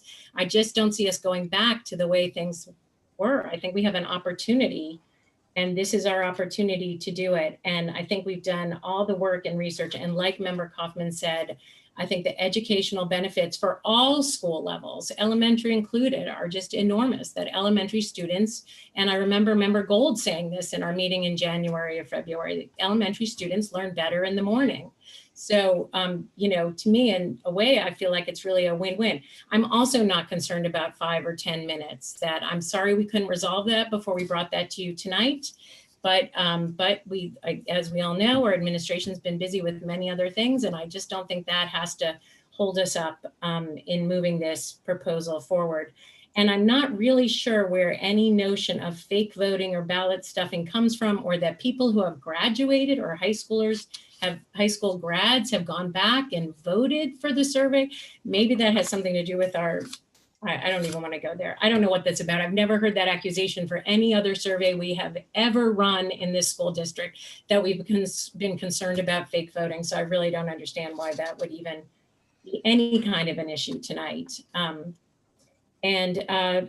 I guess I'll just leave it at that I really look forward to supporting Member Voss's motion. And if not, then I'll be making a motion to support Proposal B. And thank you so much again to Ms. Lieber for doing this work. Thanks. Okay, Member Voss. Okay, thank you. I wanted to add one thought here, or two. One is, I understand what some of you are saying. So much thinking has gone into these bus routes for years and years, and finally, we have something that works. And I can honestly say, I can't imagine a different scenario that works better than this, in terms of just thinking about how to not add money to this. So even if we did go have a bigger conversation, if we're really committed to this, I mean, I just don't see us coming up.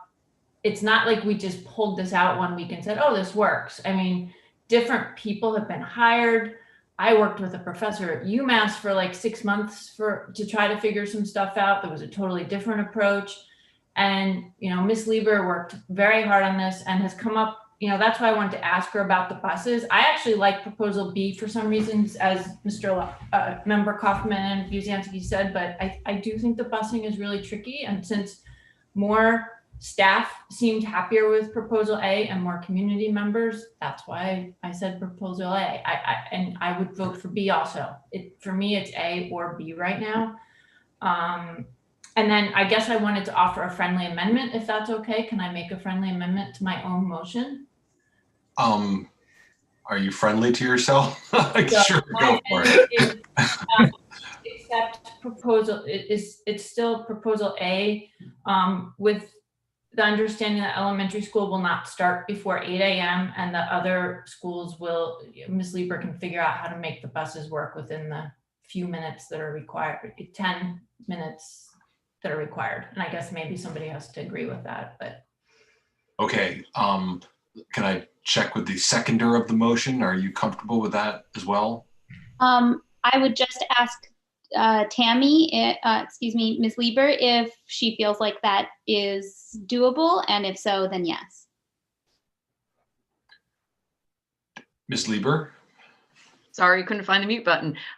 Yes, actually, I've been toying with some times, and 8 o'clock is still fine. Then I'm good. Okay, so the friendly amendment has been accepted by both the maker and the seconder. So we'll return back now to hands, and we'll go to Member Fallon. Thanks. I feel like maybe I wasn't clear in how I presented it. I don't know if you all recall a few years back when I came from one of our summer institutes and brought you Monomoy Regional as an example of a school that had flipped the tiers, and they started their elementary school early. And I talked about how they had the unintended consequence of improving their test scores. I am in favor of this proposal. What I am not okay with is having to choose between proposal A and proposal B right now with limited information. Like the rest of you, I am inclined to support proposal B, but I don't feel that I can make an informed enough decision right now. When you mention having information from Renee Wetstein about 7 students caring for younger siblings, I just want to say, like, we are going through a pandemic. There are so many other variables right now. There are people who are who've lost their jobs. There's high school students who are working now that weren't working. I would like to have actual information, real time, that reflects what families are going through. That's all I'm saying, is I would like to know what we're actually looking at. And when I questioned the data, the reason I questioned those numbers is there was an article in the Gazette.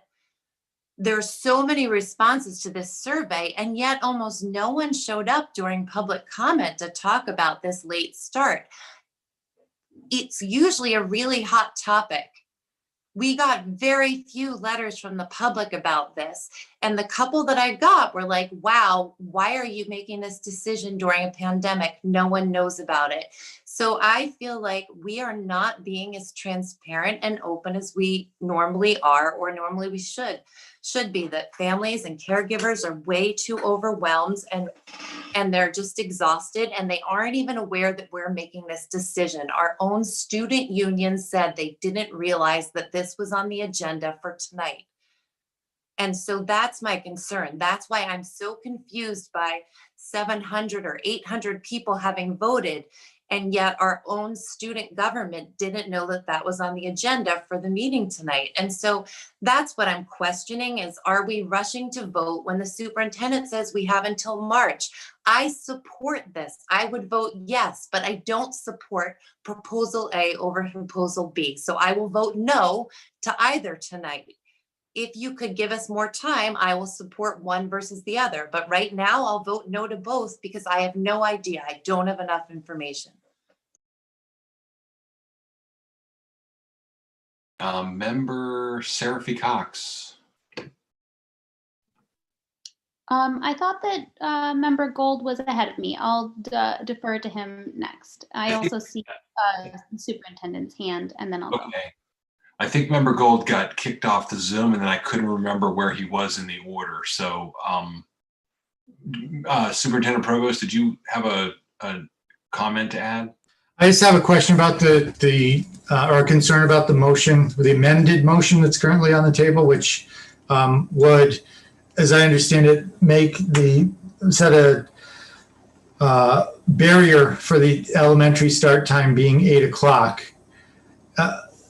or no earlier than 8 o'clock. So I would hope that whatever motion is passed, given all the issues that we'll have to take into account for structured learning time, et cetera, would say something to the form of a 3-tier model, with the elementary school starting no earlier than 8 o'clock, and then going to the middle school and then the high school, if that's, just so that we didn't, it's like not model A only start at 8 o'clock, and then we end up not having clarity on when the start times for the other schools can be. If that's a friendly amendment, it's accepted. That was my I intent. can't make amendments. So I know. So what he said, how's that to make it quick? And I would appreciate it if the superintendent could write that down. Sure. But yeah, as the I don't know how to transmit it. Maybe I'll send it as an email to the committee. Okay, so Member Gold, Member Seraphy Cox is yielding to you, so go ahead. I appreciate it, Member Seraphy Cox, thanks. Can you guys hear me? I was having computer problems for a bit. Can you hear me, Mayor? I can completely hear you. The Golden Gate Bridge is crystal clear behind you. Yes, sorry, that was, all right.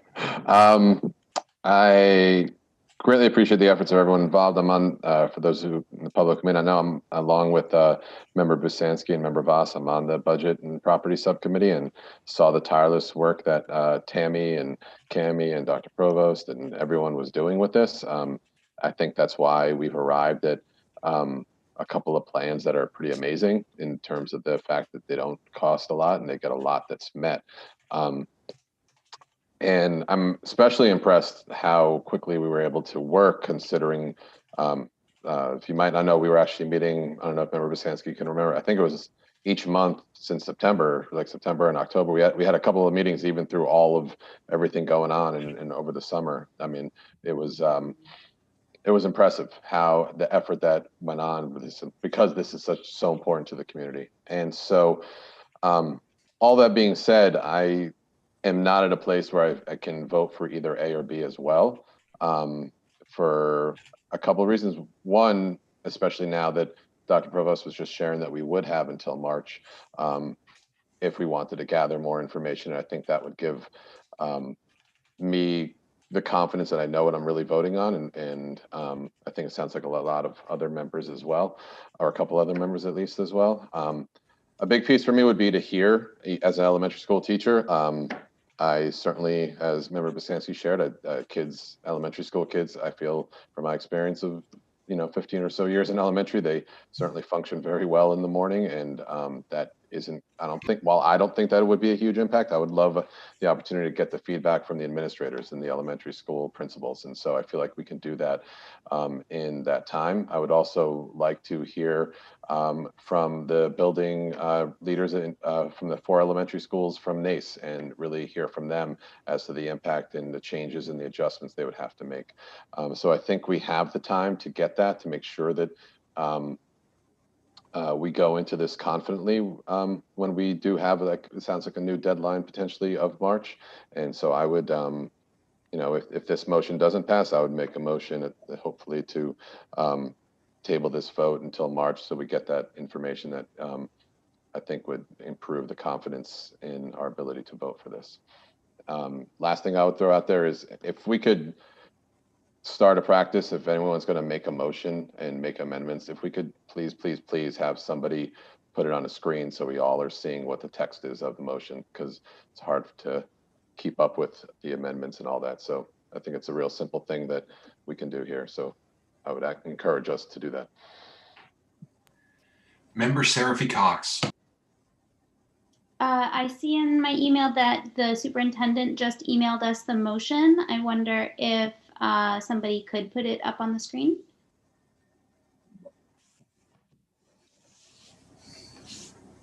I can do that.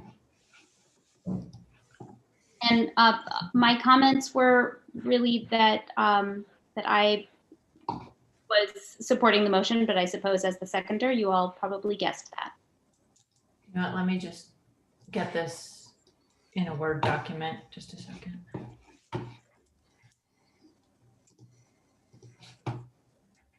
Okay, I'm cutting and pasting, and then we can change it if we want. Thanks.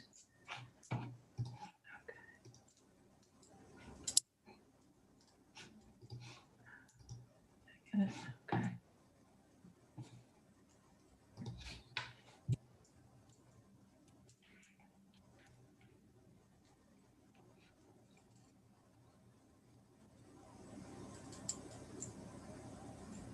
May have an excessive with in there in that first sentence, possibly, or an extraneous with. Motion to implement, I'll just read it. A motion to implement a 3-tier transportation model. You would just want that. Runs in the following order: Tier 1 elementary schools, Tier 2 middle school, Tier 3 high school, with the condition that the elementary school start time would be no earlier than 8 o'clock. Thank you, Dr. Provost.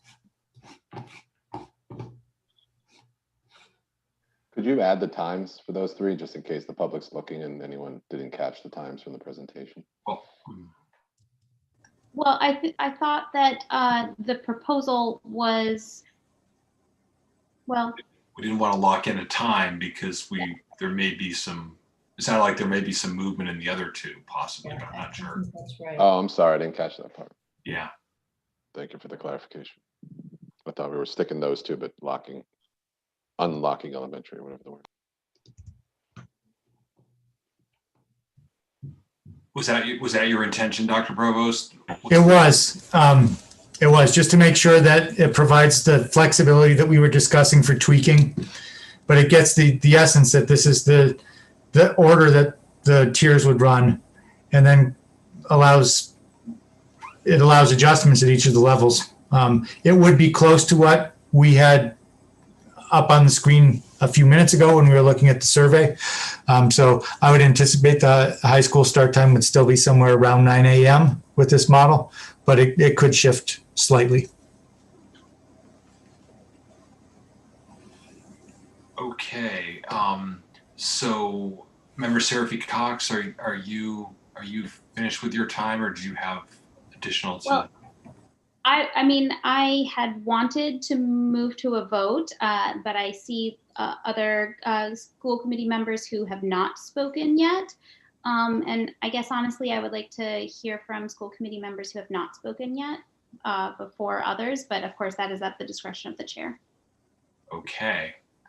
So I will certainly move to Member Goldman then, who has not spoken yet, and get her input, and also Member Condon.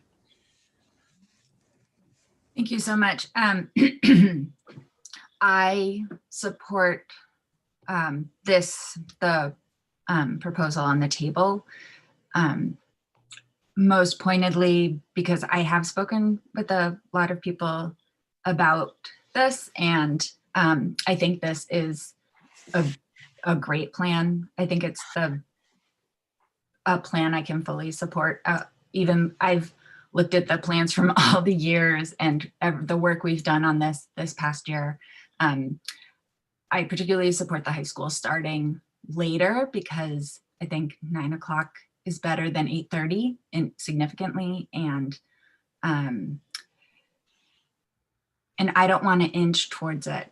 And I think there's a lot of support for the late start time and for the high school to start later. And I am concerned about a lot of things. I'm concerned about childcare for low-income families. I'm concerned about meals, of course, making sure kids have access to breakfast.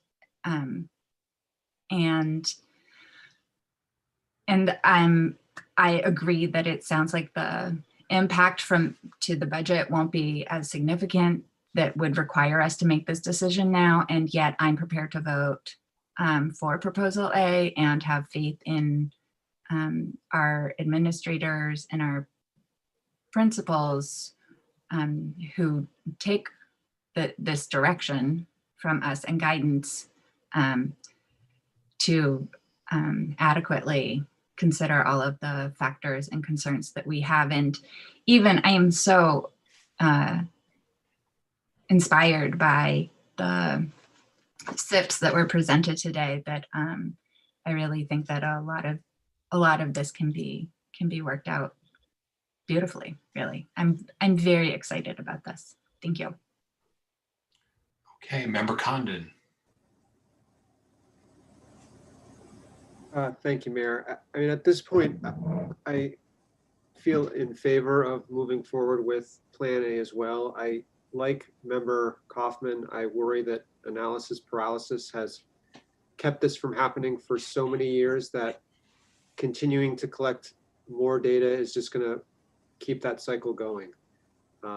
Unless those people who feel that additional data is necessary can pinpoint exact specific data that you're looking for, then I'm not sure we want to just keep collecting data for data's sake. And I support moving forward with Plan A tonight. Okay, so let's go back up to so I've got hands from Member Seraphy Cox, I've got hands from Dr. Provost, Member Busansky, and Member Levy. No,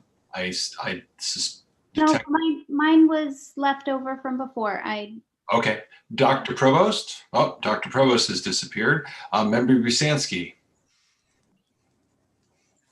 Thanks. Well, I'm actually going to bring Dr. Provost back into this. So I am curious if you have any answers to some of Member Gold's questions on, have you talked about this in the alt team? Have you heard from principals? Have you spoken to NACE, etc.? We have discussed it in the alt team very minimally. The situation of dealing with COVID-19, trying to transition to hybrid, that has consumed just about every moment. Plus, to be quite honest, what hasn't been consumed by the logistics of trying to implement the transition to hybrid has been taken up by the negotiations around the transition to hybrid. So I would say there hasn't been a lot of discussion with the alt team around this. They are aware that the models are out there and that they're being discussed tonight, but we haven't had a chance to sort of, as a team, come to a consensus about what we would like, what we wouldn't like. In terms of NACE, even though, we have been impact bargaining around COVID since March, essentially, this has not been a part of the discussion, I think, because it hasn't had the priority of trying to deal with all the other issues of finding remote positions for people, of trying to make sure we have ventilation in place. So there hasn't really been a robust discussion with NACE about this either. Okay, great, thank you. And then, sorry. The other point I just wanted to make, and I guess maybe this came up last month and I did not mention it earlier, is that we did say we would not be starting this until we return to normal transportation. So, so that's clear. So the earliest it could be would be September of 2021, but it wouldn't be happening until we had normal transportation operations back in function. Thanks. Okay, Member Levy. Thanks. I'd just like to answer the question put forward by Member Condon, which is I too am not in favor of analysis paralysis. And I hear folks that this isn't about current parents. This is about parents of the future and caregivers of the future. The specific people who I want input from are the alt team and our elementary school teachers. Again, I don't think I can say this enough. I support Plan A. I love it. I too really like the creative thinking, the fact that we could do this, come up with a solution that doesn't impact the budget, the fact that it seems like a win-win in my mind for everybody in the district. I just want to ensure that our elementary school teachers and our administrators feel the same. And I think we have said we commit to transparency and to input. And I feel like if we vote on this today, that we won't have that input or that transparency, because the superintendent just said it. They are all completely weighed down by COVID.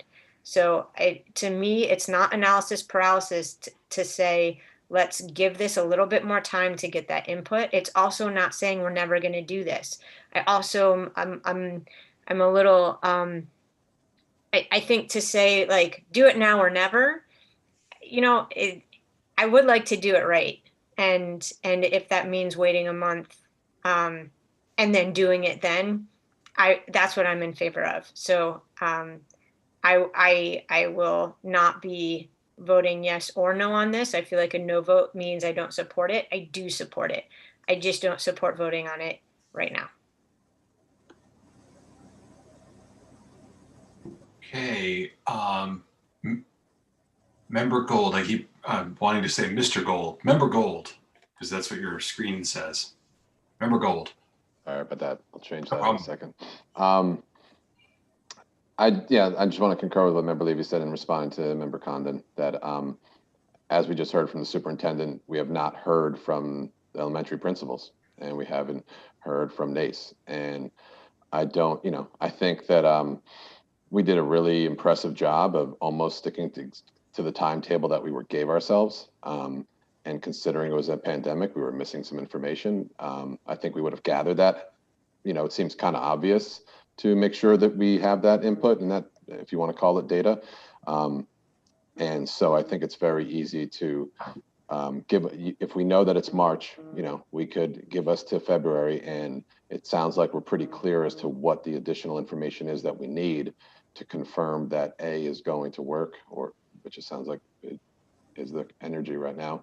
And I guess I would just be surprised that anyone could vote in favor of a plan knowing that we haven't heard from the alt team and we haven't heard from NACE. I just don't know how we do that on something like this, especially if we can give ourselves a couple more months. Member Fallon. Thanks. And when you asked what other information we would need, I would really like to give the student union the chance to just survey briefly, because I pulled up the last late school start time survey that I have, and there was never a question of an 8:30 or a 9 a.m. start time for the students. It was 60% of the students were in favor of an 8 a.m. start time with a 2:30 p.m. start time. So when you ask me whether I prefer A or B,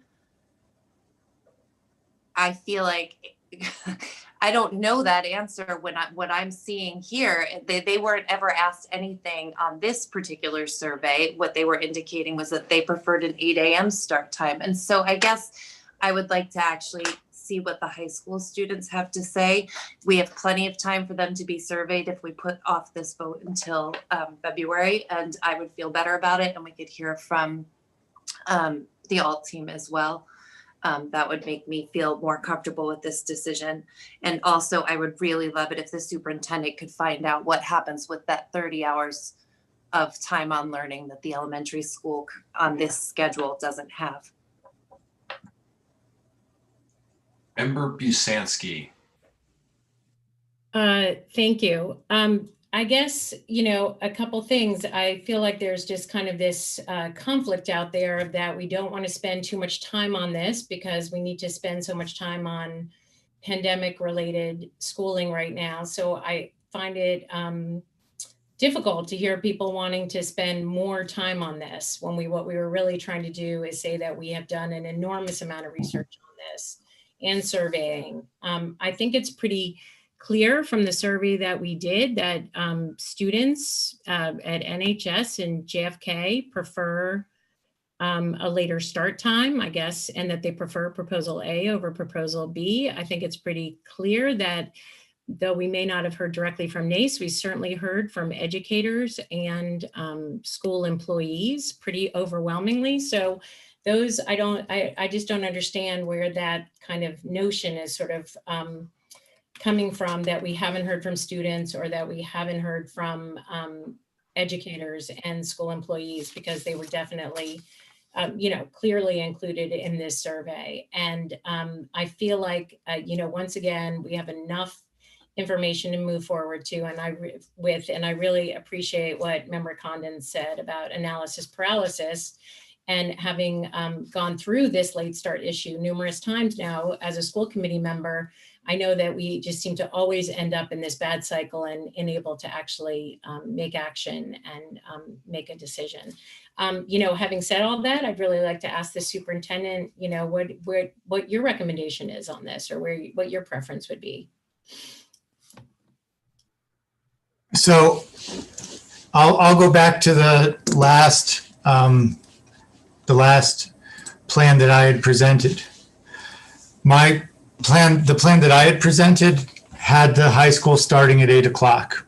The reason for that is because the information I had at the time was that 8 o'clock was a time that the high school faculty felt most comfortable with, and that we had the information that Member Fallon had just described about the students having sort of a consensus around 8 o'clock. So that ended up getting rejected, as you know, because of the impacts that it would have had on the elementary start time. It was just pushing things back too far for elementary schools. So my feeling at the time was that it was important to honor what we knew about the faculty's preferences and what we knew about the students' preferences, and especially since they seemed to be aligned, even though they weren't aligned with the science. The science says that 8 o'clock doesn't really matter. So both of these options have the same impact on the same potential negative impact on morale, and that they're both going later than I think the faculty was ready for at the time, and possibly than the students were ready for at the time. So my feeling is, if you are willing to say, okay, we're willing to set that aside because the science has to be preeminent about sleep, then I think we should really follow the science and go with option A, because really the high school start time should be much later. I mean, there's some that, let's say, even 9 o'clock might be a little bit early for high school. So that would be my recommendation.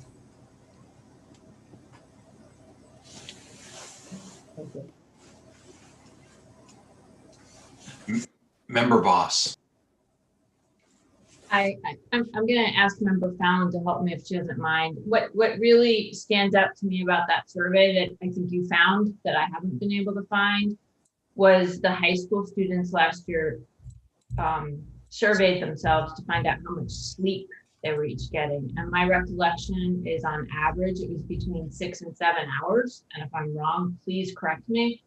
But it was clearly not enough. And so that is one of the reasons why their actual survey and how little sleep they're getting across the board is one of the reasons I'm really passionate about wanting to get this done. And I'm somebody on the negotiating subcommittee, and I respect our staff so much and what they're doing right now to educate our students. It brings tears to my eyes, and we're going to have to talk to them and figure out how this can work. And it's kind of like what comes first. It's a big circle. And I think as school committee members, we have to do what's right for the most students. And I just what Dr. Provost said is kind of where I've landed. I don't really see another way to do this.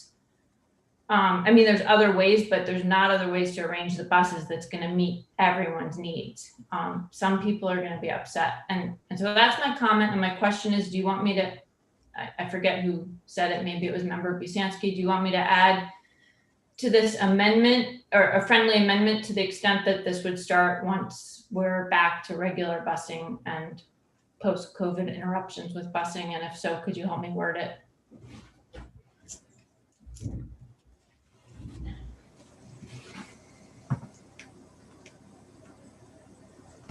So the question is, do you want to modify your motion just to make sure that it includes that proviso that this would be when normal busing resumes? Is that what you're asking?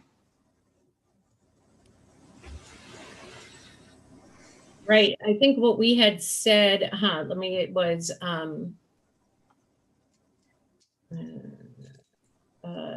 about this?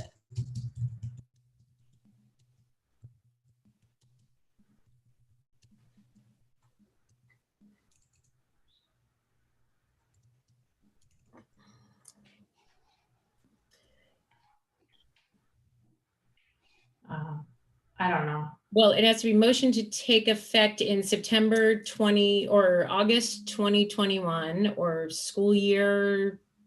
What,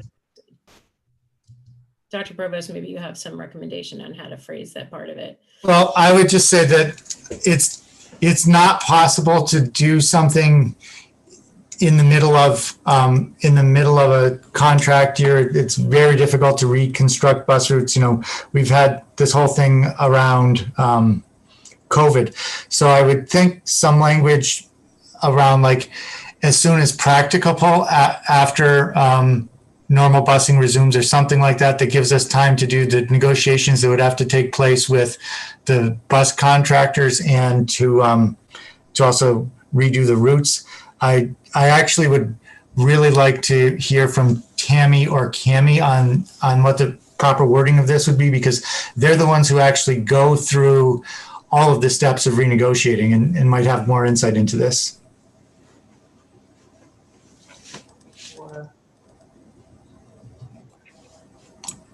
Tammy, do you want to go first?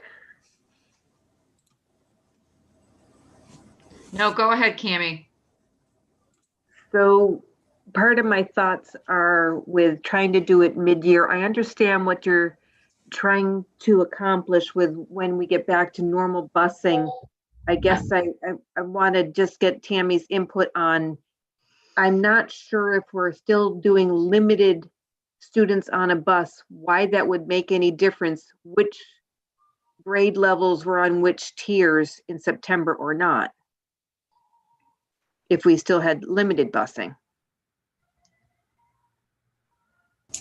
Right. If we're still at limited busing and we are still at the temporary COVID policy that we did the 2 miles, it may not be as much of an impact, but to implement this in the middle of a school year is extremely difficult because it is flipping everything. I'm thinking the same thing, and yeah, we would also need to negotiate, besides with NACE, we'd also need to be negotiating with all 3 of our contracted vendors for transportation, or 2 vendors. So we would have to do 1 term for the beginning of the year, and then when we switched it at some point. So that would get a little complicated. How about what I just put? So it says not before next school year and when practical. From a busing perspective.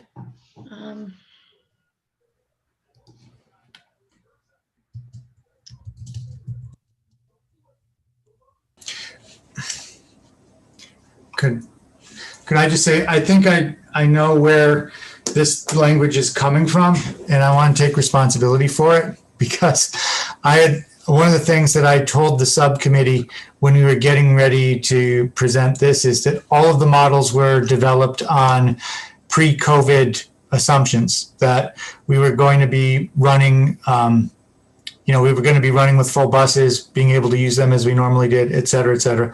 I said that none of the modeling was done around the COVID rules, so I couldn't guarantee it. But what I'm hearing you say right now is, if we start with the current rules that we have in place, then it actually doesn't matter. We're not transporting any high school students under the COVID rules, so there's no change there. The only change would be that at some point during the year, more middle and high school and potentially and elementary students would become eligible for transportation. In which case, we don't need this language. We could just start, and the difference would be that at some point more students would be eligible to ride the buses. Is that right? Should I delete it? Tammy doesn't look convinced, so I'm concerned. Just because of the contracts, this is not something that I really think is great to implement in the middle of a school year. I think this needs to be started fresh in the beginning of a school year to head off that year in the right direction.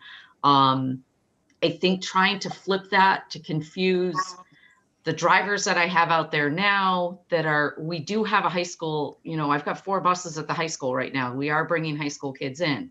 I have 6 buses running for JFK, and once January 4th comes, they're going to be full buses. I don't know if you're looking to start this in the middle of the year, if this is a good idea. I'm sorry if that was confusing. I think the committee's intention was to start it next September.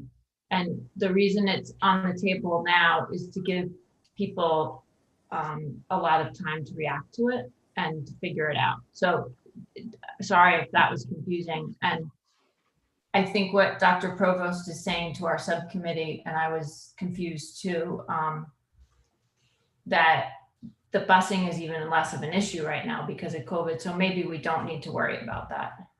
Right. May I make a suggestion? If the committee wants to vote on it, that we would start this for September or August, September of the 21-22 school year, unless we possibly see some complication by June, that we would need to stay with it for some reason. For instance, if the elementary schools are going for some reason in person 100%, but we have to keep distancing, that's going to change the number of buses. We're going to have to do different things. We're not going to know that now for next September. We could put all these things in place, plan all this for September, that we're going to move this, but then take one last look in June. And if there's any complications from the pandemic of limitation capacity, then we could bring it back to the school committee at that point. But otherwise, we would go forward with it in August, September, if that's what the committee wanted to do. So it sounds like we're going back to the original language then, Member Voss? Okay. Yeah, I'll just leave it. Okay. Okay. And again, that would be we are implementing it for the beginning of school year 2020, 2021, but that's, or whatever, that's fine. Okay, so Member Sarah Fee Cox has her hand up. Yeah, I would like to see us move to a vote. Well, yours is the last hand up, so I think that a vote is in order. So the motion on the table is the motion that's literally on the screen, and it would effectively approve the option A that has been presented to this school committee by the subcommittee. So with no further ado, I will ask the clerk to call the roll on that motion.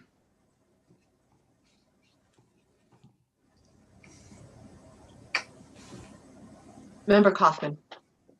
Yes. Member Goldman. Yes. Member Voss. Yes. Member Gold. No.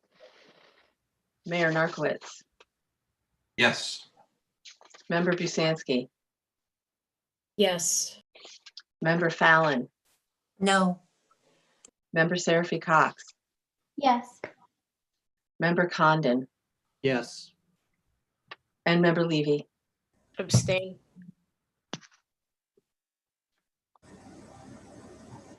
Vote is 7 yes, 2 no, and 1 abstention.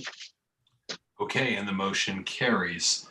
Okay, so thank you again to our subcommittee, and obviously to Tammy and Cammie and John for all their work on this. We'll now move on to the agenda for new business. We've already taken up the item A, the NEF grants. So now we will move to item B, which is a vote to ratify the updated hybrid learning MOA. And I'll turn to our subcommittee chair if she wants to make a motion. I just have a point of order on this, which is that, well, you know, I didn't think through about the sequence of the public vote with the potential changes from subsequent negotiations. Does that matter? I mean, it's an updated. Yeah. So okay. Then I guess it could be updated again. That sort of, I guess. Indeed. So I guess what I would just say is to make it clear to the public that that there and to the school employees that there are provisions that are, well, actually that is outlined in the MOA itself, that that secondary education issues would be negotiated subsequent to that that agreement. So it is in there that this is not the final. Okay, very good. Sorry, I was up till past 11 last night doing negotiations, so my brain isn't working super well. So I would make a motion to to ratify the revised hybrid MOA. Okay. Is there a second? Second. Okay, seconded by member Goldman. Is there any discussion on this ratification vote? Hearing none, I will ask member Gold. Is this and I'm sorry if I missed email, is this a different vote than we took last week? Well, we took a vote in executive session, but we then, well, actually, no. Public. No, we did it publicly. No, I'm sorry. That was, okay. So that was actually a vote on the, I believe it was on the, well, I wasn't here, but I believe that was the vote ratifying the original MOA that had not been yet revised. This is now the revised version. And there'll be yet another revision that we'll be talking about in executive session and maybe hopefully bringing it back at a future date. Am I characterizing that correctly, Dr. Provost? I believe you are. I think there may be a series of revisions as we move down the road. So the vote that happened at last week's meeting was the initial hybrid MOA for elementary. Maybe no. Susan saying no. Could member Seraphy Cox describe the difference of what we're voting on tonight than when we voted on Thursday? Thursday was a vote that happened in public. So yes, it did. It definitely happened in public. Now I'm understanding why I was caught so off guard, because we already voted on this. That makes sense. Thank you. Okay. Yeah, okay. So so this may have been left on there from the last agenda, or were we, well, the other question becomes, if we are going into executive session tonight, just because something's at the end of the agenda doesn't mean that we can move the agenda around. So there's actually a vote on the agenda to vote in public on a so okay. I'm not sure what would happen. So we can move on from this. But asked to table it until later in the meeting. Sure, we'll just move on later in the meeting, and it may be that I will, when we go into executive session, there's a possibility that I could announce that we'll come back to open session after the executive session. Does that sound like something that might be possible? That sounds good to me. Okay, yes. Otherwise, we potentially have to schedule another meeting. So, okay, so let's move past item B, and we may come back to that, and we'll go to the approval of the 2021 school committee regular meeting schedule. This is what we do each year in anticipation as we turn the corner into the new second year of the term of the school committee. And so this is just to outline the calendar of our meeting schedule, which you have a copy of. Is there a motion to approve the school committee regular meeting schedule.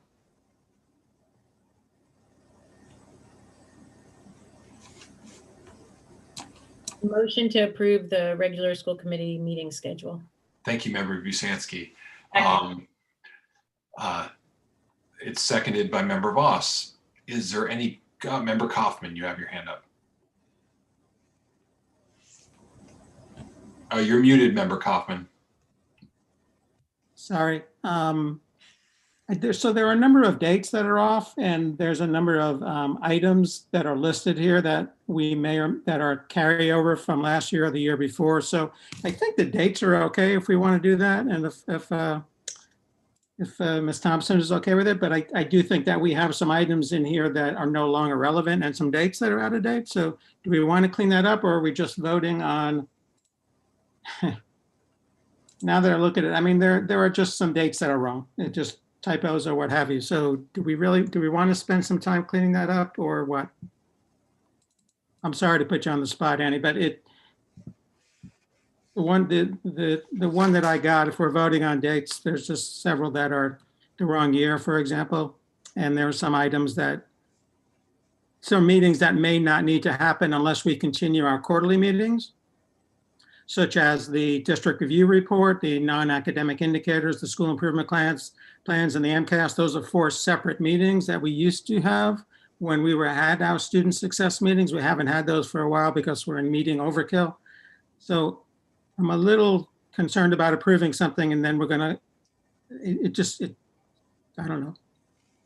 Anybody else look at this? Anybody else concerned? I don't want to spend any time today cleaning it up, but it looks like it needs some cleanup before we can vote on it. Dr. Provost, you had your hand up? So I wanted to make a suggestion. If there are issues with the calendar that you'd like to clean up before the vote, maybe that's something we could handle at the next agenda setting meeting. And then bring this back. Yeah, if that's okay with folks. I think that would be the easiest rather than spend some time now. People okay with that? That's great. Member Gold, did you have a comment, or are you? Yeah, and my apologies for not getting to look at it thoroughly. Has anyone already looked at it to look at holidays? I'll be honest, like it was definitely a bummer that tonight, the first night of Hanukkah, had to bail on the family and join here. So I'm trying to Google them really quickly right now. yeah, I don't know if anyone has already done that and just could give confirmation. Any major religions holidays are covered. I can tell you we did run it by the interfaith calendar and we didn't find any conflicts. The one conflict we found was with Veterans Day. So if you look at November, the recommendation is to have the meeting on the Tuesday rather than the Thursday. If you all take a look and send any concerns to myself and Annie, I think she and I could handle that, and then we can vote on it next time. We can accommodate that. Give you some time so you don't rush into it. Does that work? I think that's a splendid idea. Yeah. So we'll continue this to our next January meeting, our next regularly scheduled meeting in January, which and then we'll vote on it for the remainder of the year. All right. Sorry, Annie, you have to spend some more time with me. That's all right. Maybe she'll win another award for that. Or a medal or something, I don't know. Okay, so let's go on to item D, which is a vote to approve the NHS participation in 3 sports: competitive downhill skiing, swimming, and drills and skills basketball. And we have the athletic director, Lauren McFarland, with us. And I don't know if we want to just have her quickly go through these, or if someone wants to make a motion and put it on the table. I'm not sure what people's preference is. I'll move to approve NHS participation in downhill skiing, swimming, drills, and skills basketball. Okay. Second. Okay. Ms. McFarland. Yes, hello. So I am here proposing to get a sports program up and running for the winter season. I want to thank the school committee for approving a fall season that went fantastic. We had no COVID exposure or cases. Our students were so respectful, did such a great job. Our coaches really took care of our students, communicated well with the community and their caregivers on how to run safe programs throughout the fall. We had 227 students participate in the fall. And so this winter, we're anticipating a smaller number of students, but still being able to give the opportunity for them to participate. So I'm hoping you were able to look over some of the prior submitted items. As always, we will be following the MIA modifications, following the EEA guidelines for basketball. The health department approved a skills program.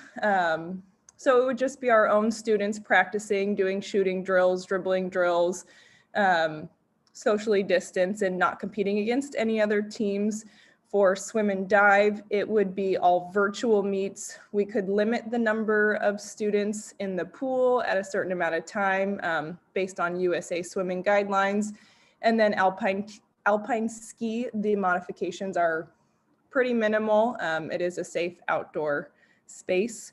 And then one of the most recent updates is that the PVIAC, which is the league we are in, today decided to move the start date to January 11th to give a little bit more time. And they are moving the end date to, let me check my email real quick, to February 28th. So just giving a little bit more time for communities to have meetings with their school committee, and then just be safe throughout the holiday season. Does anyone have any questions? Are there any questions? Member Boss. I do have questions. I'm trying to organize them. I'm gonna just start by saying I'm really nervous about indoor things going on, and I also really want to support this in giving kids a chance to do it if there's ways to do that. I don't think comparisons to the fall are appropriate. The cases in Massachusetts and in this country and in this city, we are setting records every day. And our own public health director at the city council last week said the darkest days are right ahead of us. So I am glad to hear it got postponed till January 11th. I have some sports specific questions. And I don't have answers, just to get us thinking, or the people that run the sports to get them thinking. But I guess I'm going to start with a more general question, which is what would make us stop? Like, we're voting over a month before these sports would go into effect. And I don't know what it's going to look like on January 11th. And I don't really want to be responsible for kids being inside. So how would this be changed? Would it be school committee? Is somebody else going to step in? I guess that's a question for Dr. Provost. And then I have a couple sports specific questions too. I think there might be a few ways where it would be stopped. I think our league would decide if it got too dangerous based on what other school communities are doing. The MIAA could decide to stop. The EEA could decide. So there are a lot of other governing factors that are in front of us who are looking at the same numbers and metrics that we are. So it's not solely up to us. And I think we can look to that for guidance. But I think once again, it would come back to us because they are pushing that local communities decide if schools should participate in athletics. Okay. And then I'm just going to ask a few questions about each sport. For skiing, I'm not worried about people being outside as much if they're wearing, I'm assuming they're going to be wearing masks if they're close to other people.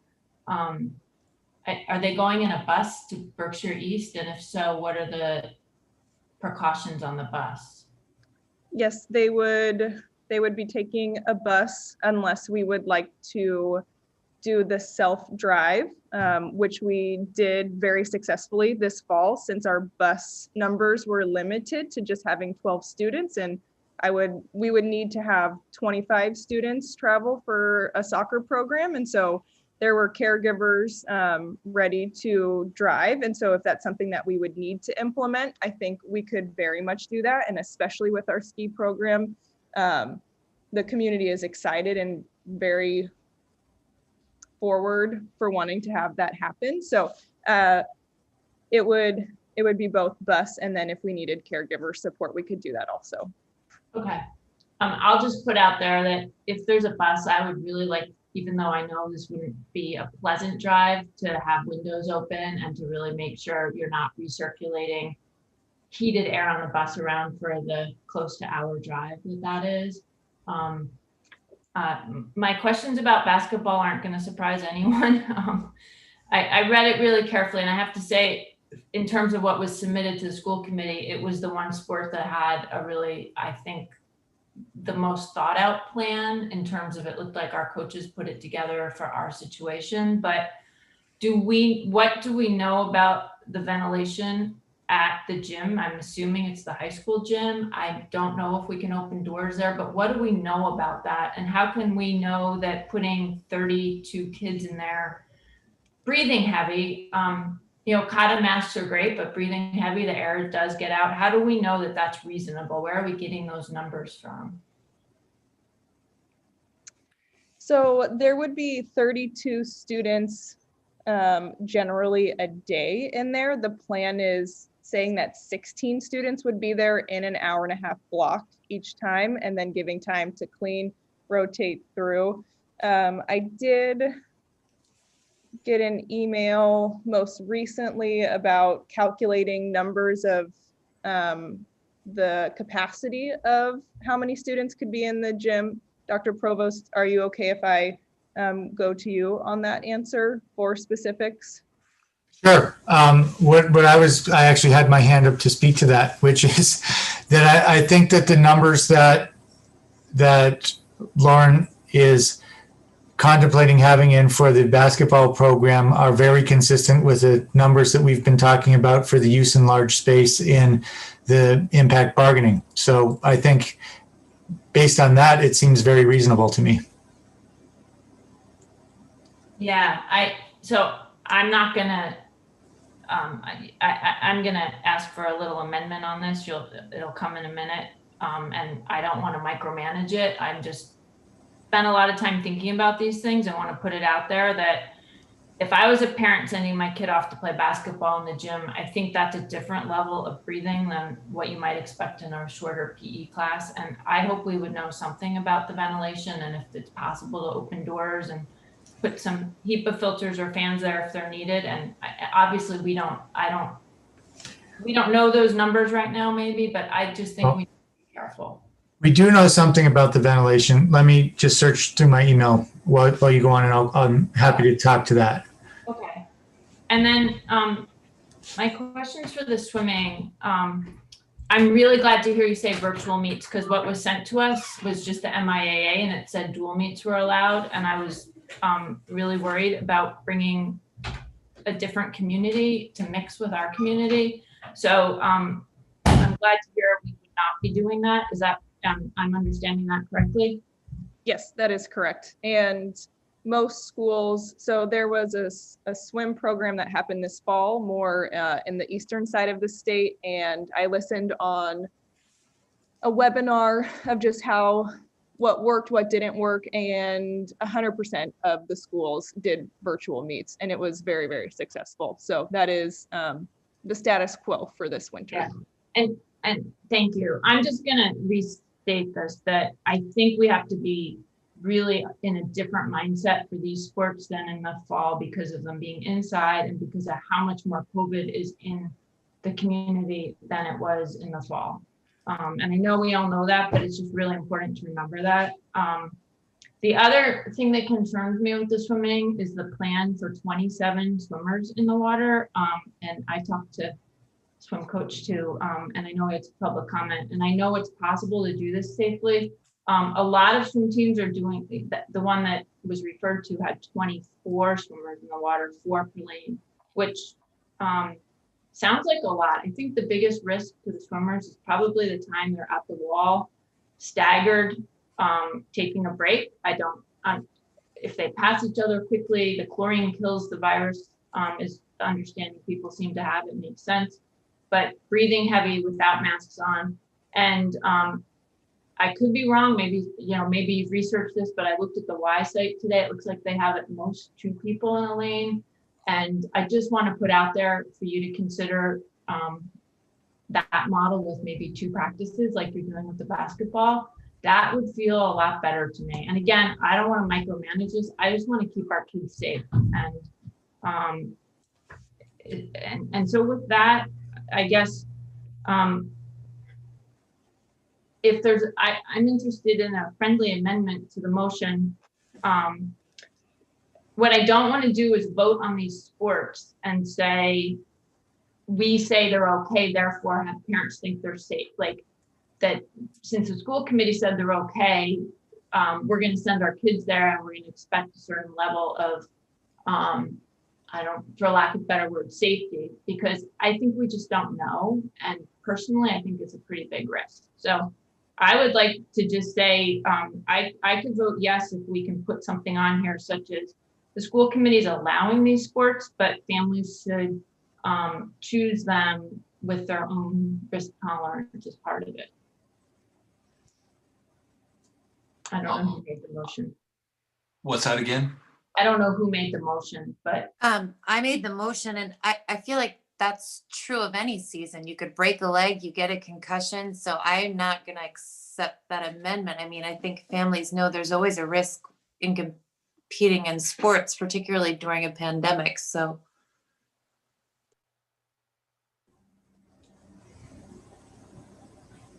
Okay, I'll listen to other people have to say. Thanks. Member Fallon, you had your hand up next.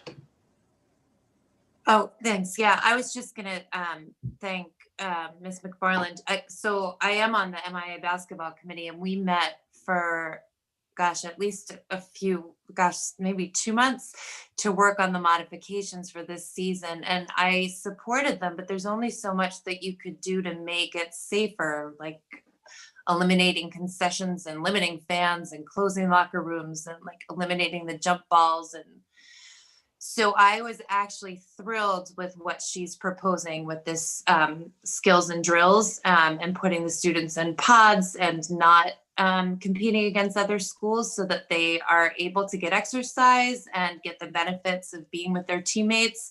And I absolutely support this wholeheartedly. I think that, we've seen so many studies that say that for students that they need a positive connection to at least one adult in the school building to, reduce bullying and to lower the dropout rates and improve social emotional capacities. And for so many of our students, that one person is their coach. And so I feel like it's so important for us to allow students to have this opportunity to be with their teammates and their coaches if at all possible. And I think that that Ms. McFarland's made it as safe as humanly possible, and that parents will have the opportunity to decide whether they will allow their student to participate. And that for so many of our students, the only reason they stay engaged in school and that they work so hard to keep up their GPA, it's to maintain eligibility for sports. So I really do think that it's important for us to allow these sports to happen this season. And I trust that Lauren will err on the side of safety as well as Meredith in shutting it down if the numbers get too high. Member Gold, sorry. I just wanted to clarify, because Member Voss was saying that, that we were saying that, that we would be voting to say that we were saying it was safe. Isn't that still Meredith O'Leary and that team and Superintendent Provost? Like, isn't that your domain to listen to the data and then say whether or not we need to cancel indoor sports or not. I mean, I don't think it's us saying it's safe. It's us saying if Ms. McFarland and Meredith Leary and her team can make it safe, they do it, and if not, then it has to stop, unless I'm mistaken. I think that the health department could definitely shut things down, and obviously the school could make the decision to shut things down, and MIAA or any number of people would. I mean, we're saying it can happen, but certainly there are people with other authority that could shut it down, just like some sports got shut down earlier in the year. Dr. Provost?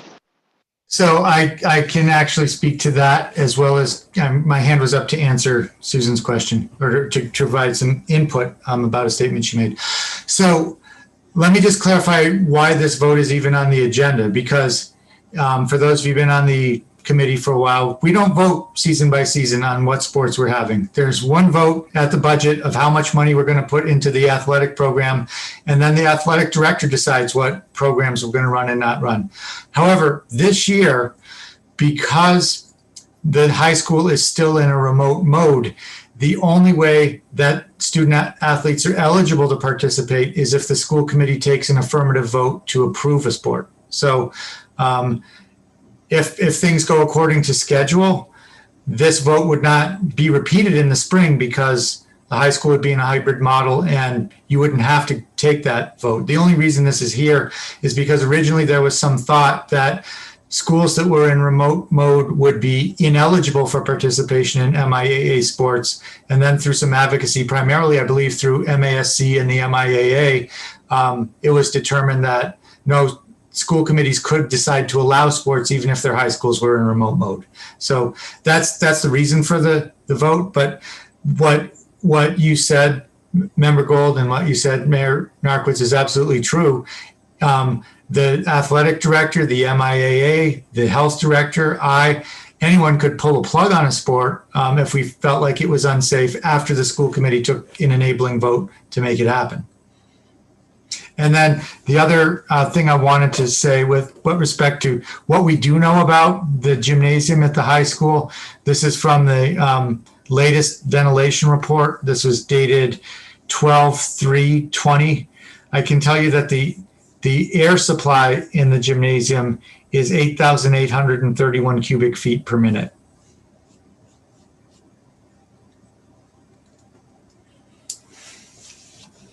I saw 2 thumbs up from Member Voss. That's a lot. Okay, so is there any further discussion on this motion? What does that number mean, Susan? Member Voss. That's a good number? Seriously. Dr. Provost, would you agree that's one of our better airflow rates in our district? Well, it is. I mean, it's somewhat, just be fully transparent here. It's also a very large space. So you need to have much more air circulation for a space like that than you would for a classroom. But it's a lot of air. The fact that it's such a big space with 16 people in it, right? Okay. Thank you. It is good. I'm putting my hand up if it isn't. I'm going to you, Member Voss. So I would feel a lot better voting for this and so I'm going to make since the friendly motion wasn't accepted, I'm going to ask for an amendment, which would be to add to this something like the following statement. Students who participate in winter sports recognize the risk of indoor activities due to COVID. So that's a sort of a disclaimer that goes as part of the vote? Yeah, I'd like to add it. Okay, so there's a motion to amend the motion. So there's an amendment, a motion to amend the motion, and that would require a second.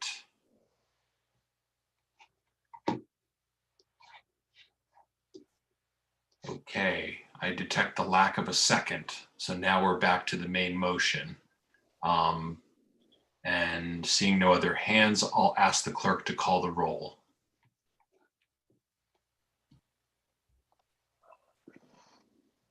Member Goldman, Yes. Member Voss, No. Member Gold, Yes. Mayor Narcoitz, Yes. Member Busansky, Yes. Member Fallon, Yes. Member Seraphy Cox, Yes. Member Condon, Yes. Member Levy, Yes.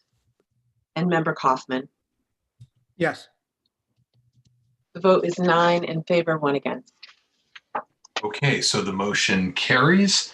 Now we move down into the next items on our agenda, school committee discussion topics. We have none on our agenda that I see. And future business and meeting dates. So our next regular school committee meeting is scheduled for Thursday, January 14th, 2021. And then there is a joint city council school committee meeting Thursday, January 28th, 2021, which is the kickoff to the FY22 budget season. Next, finally, item 10. Well, I won't say finally, we have item 10. We have an executive session scheduled. And I just, before I ask for, well, before the motion is made, I just want to confirm with the chair of the negotiation subcommittee that it would be prudent to leave open the possibility of returning to open session for additional business. I think that would be great. Okay, great. So I will request a motion for executive session if someone would like to make that motion. I can make the motion.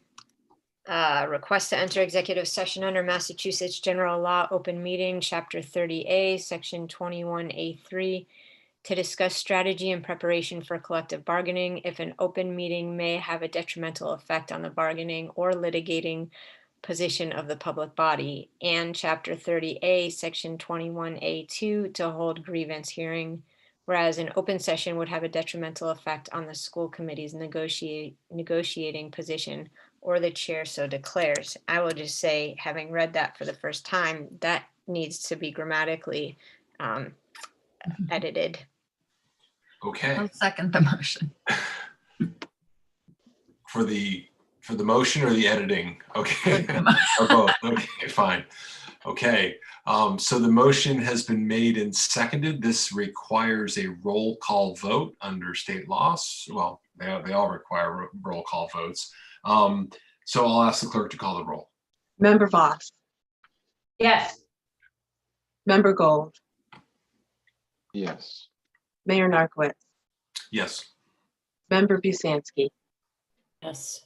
Member Fallon, Yes. Member Seraphy Cox, Yes. Member Condon, Yes. Member Levy, Yes. Member Kaufman, Yes. and Member Goldman. Yes. Vote is 10 in favor. Okay, so the school committee has voted to move into an executive session.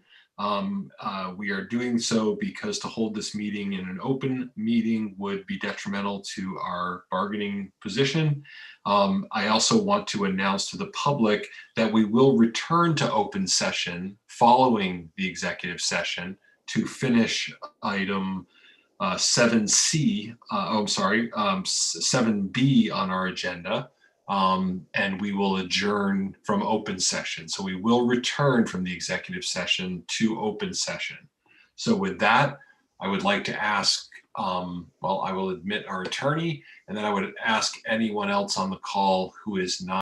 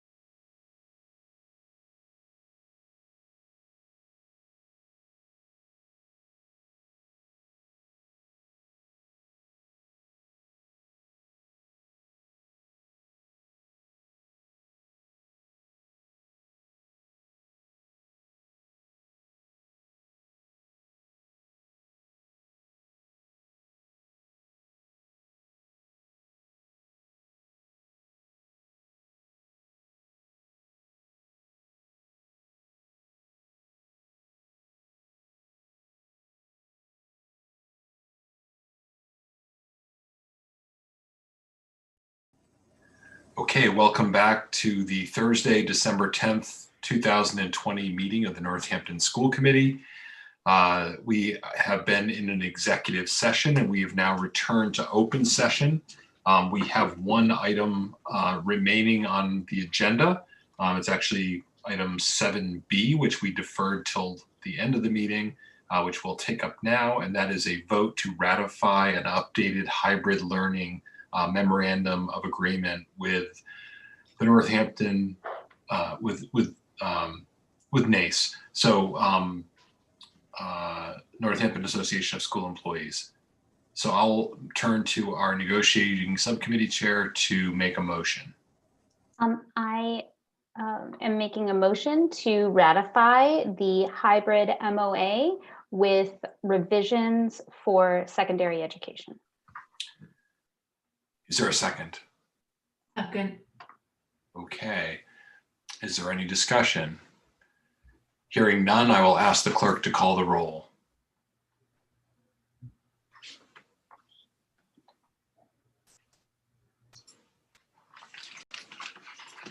Member Busansky, Yes. Member Fallon, Yes. Member Seraphy Cox, Yes. Member Condon, Yes. Member Levy, Yes. Member Kaufman, Yes. Member Goldman, Yes. Member Voss, Yeah. Member Gold, Abstain. and Mayor Narcoitz. Yes. The vote is 9 in favor, 1 abstention. Okay, so that ratification is complete and we have no final items on our agenda. So what I would entertain a motion to adjourn. Move to adjourn. Second. Okay. Since this is the last item on the agenda and I don't detect that there would be many negative votes, if I put it to a vote, I'm going to call this December 10th, 2020 meeting of the Northampton School Committee adjourned. Thank you, everyone. Good night. Good night, everybody. Good night. Thank you, David. Thank you.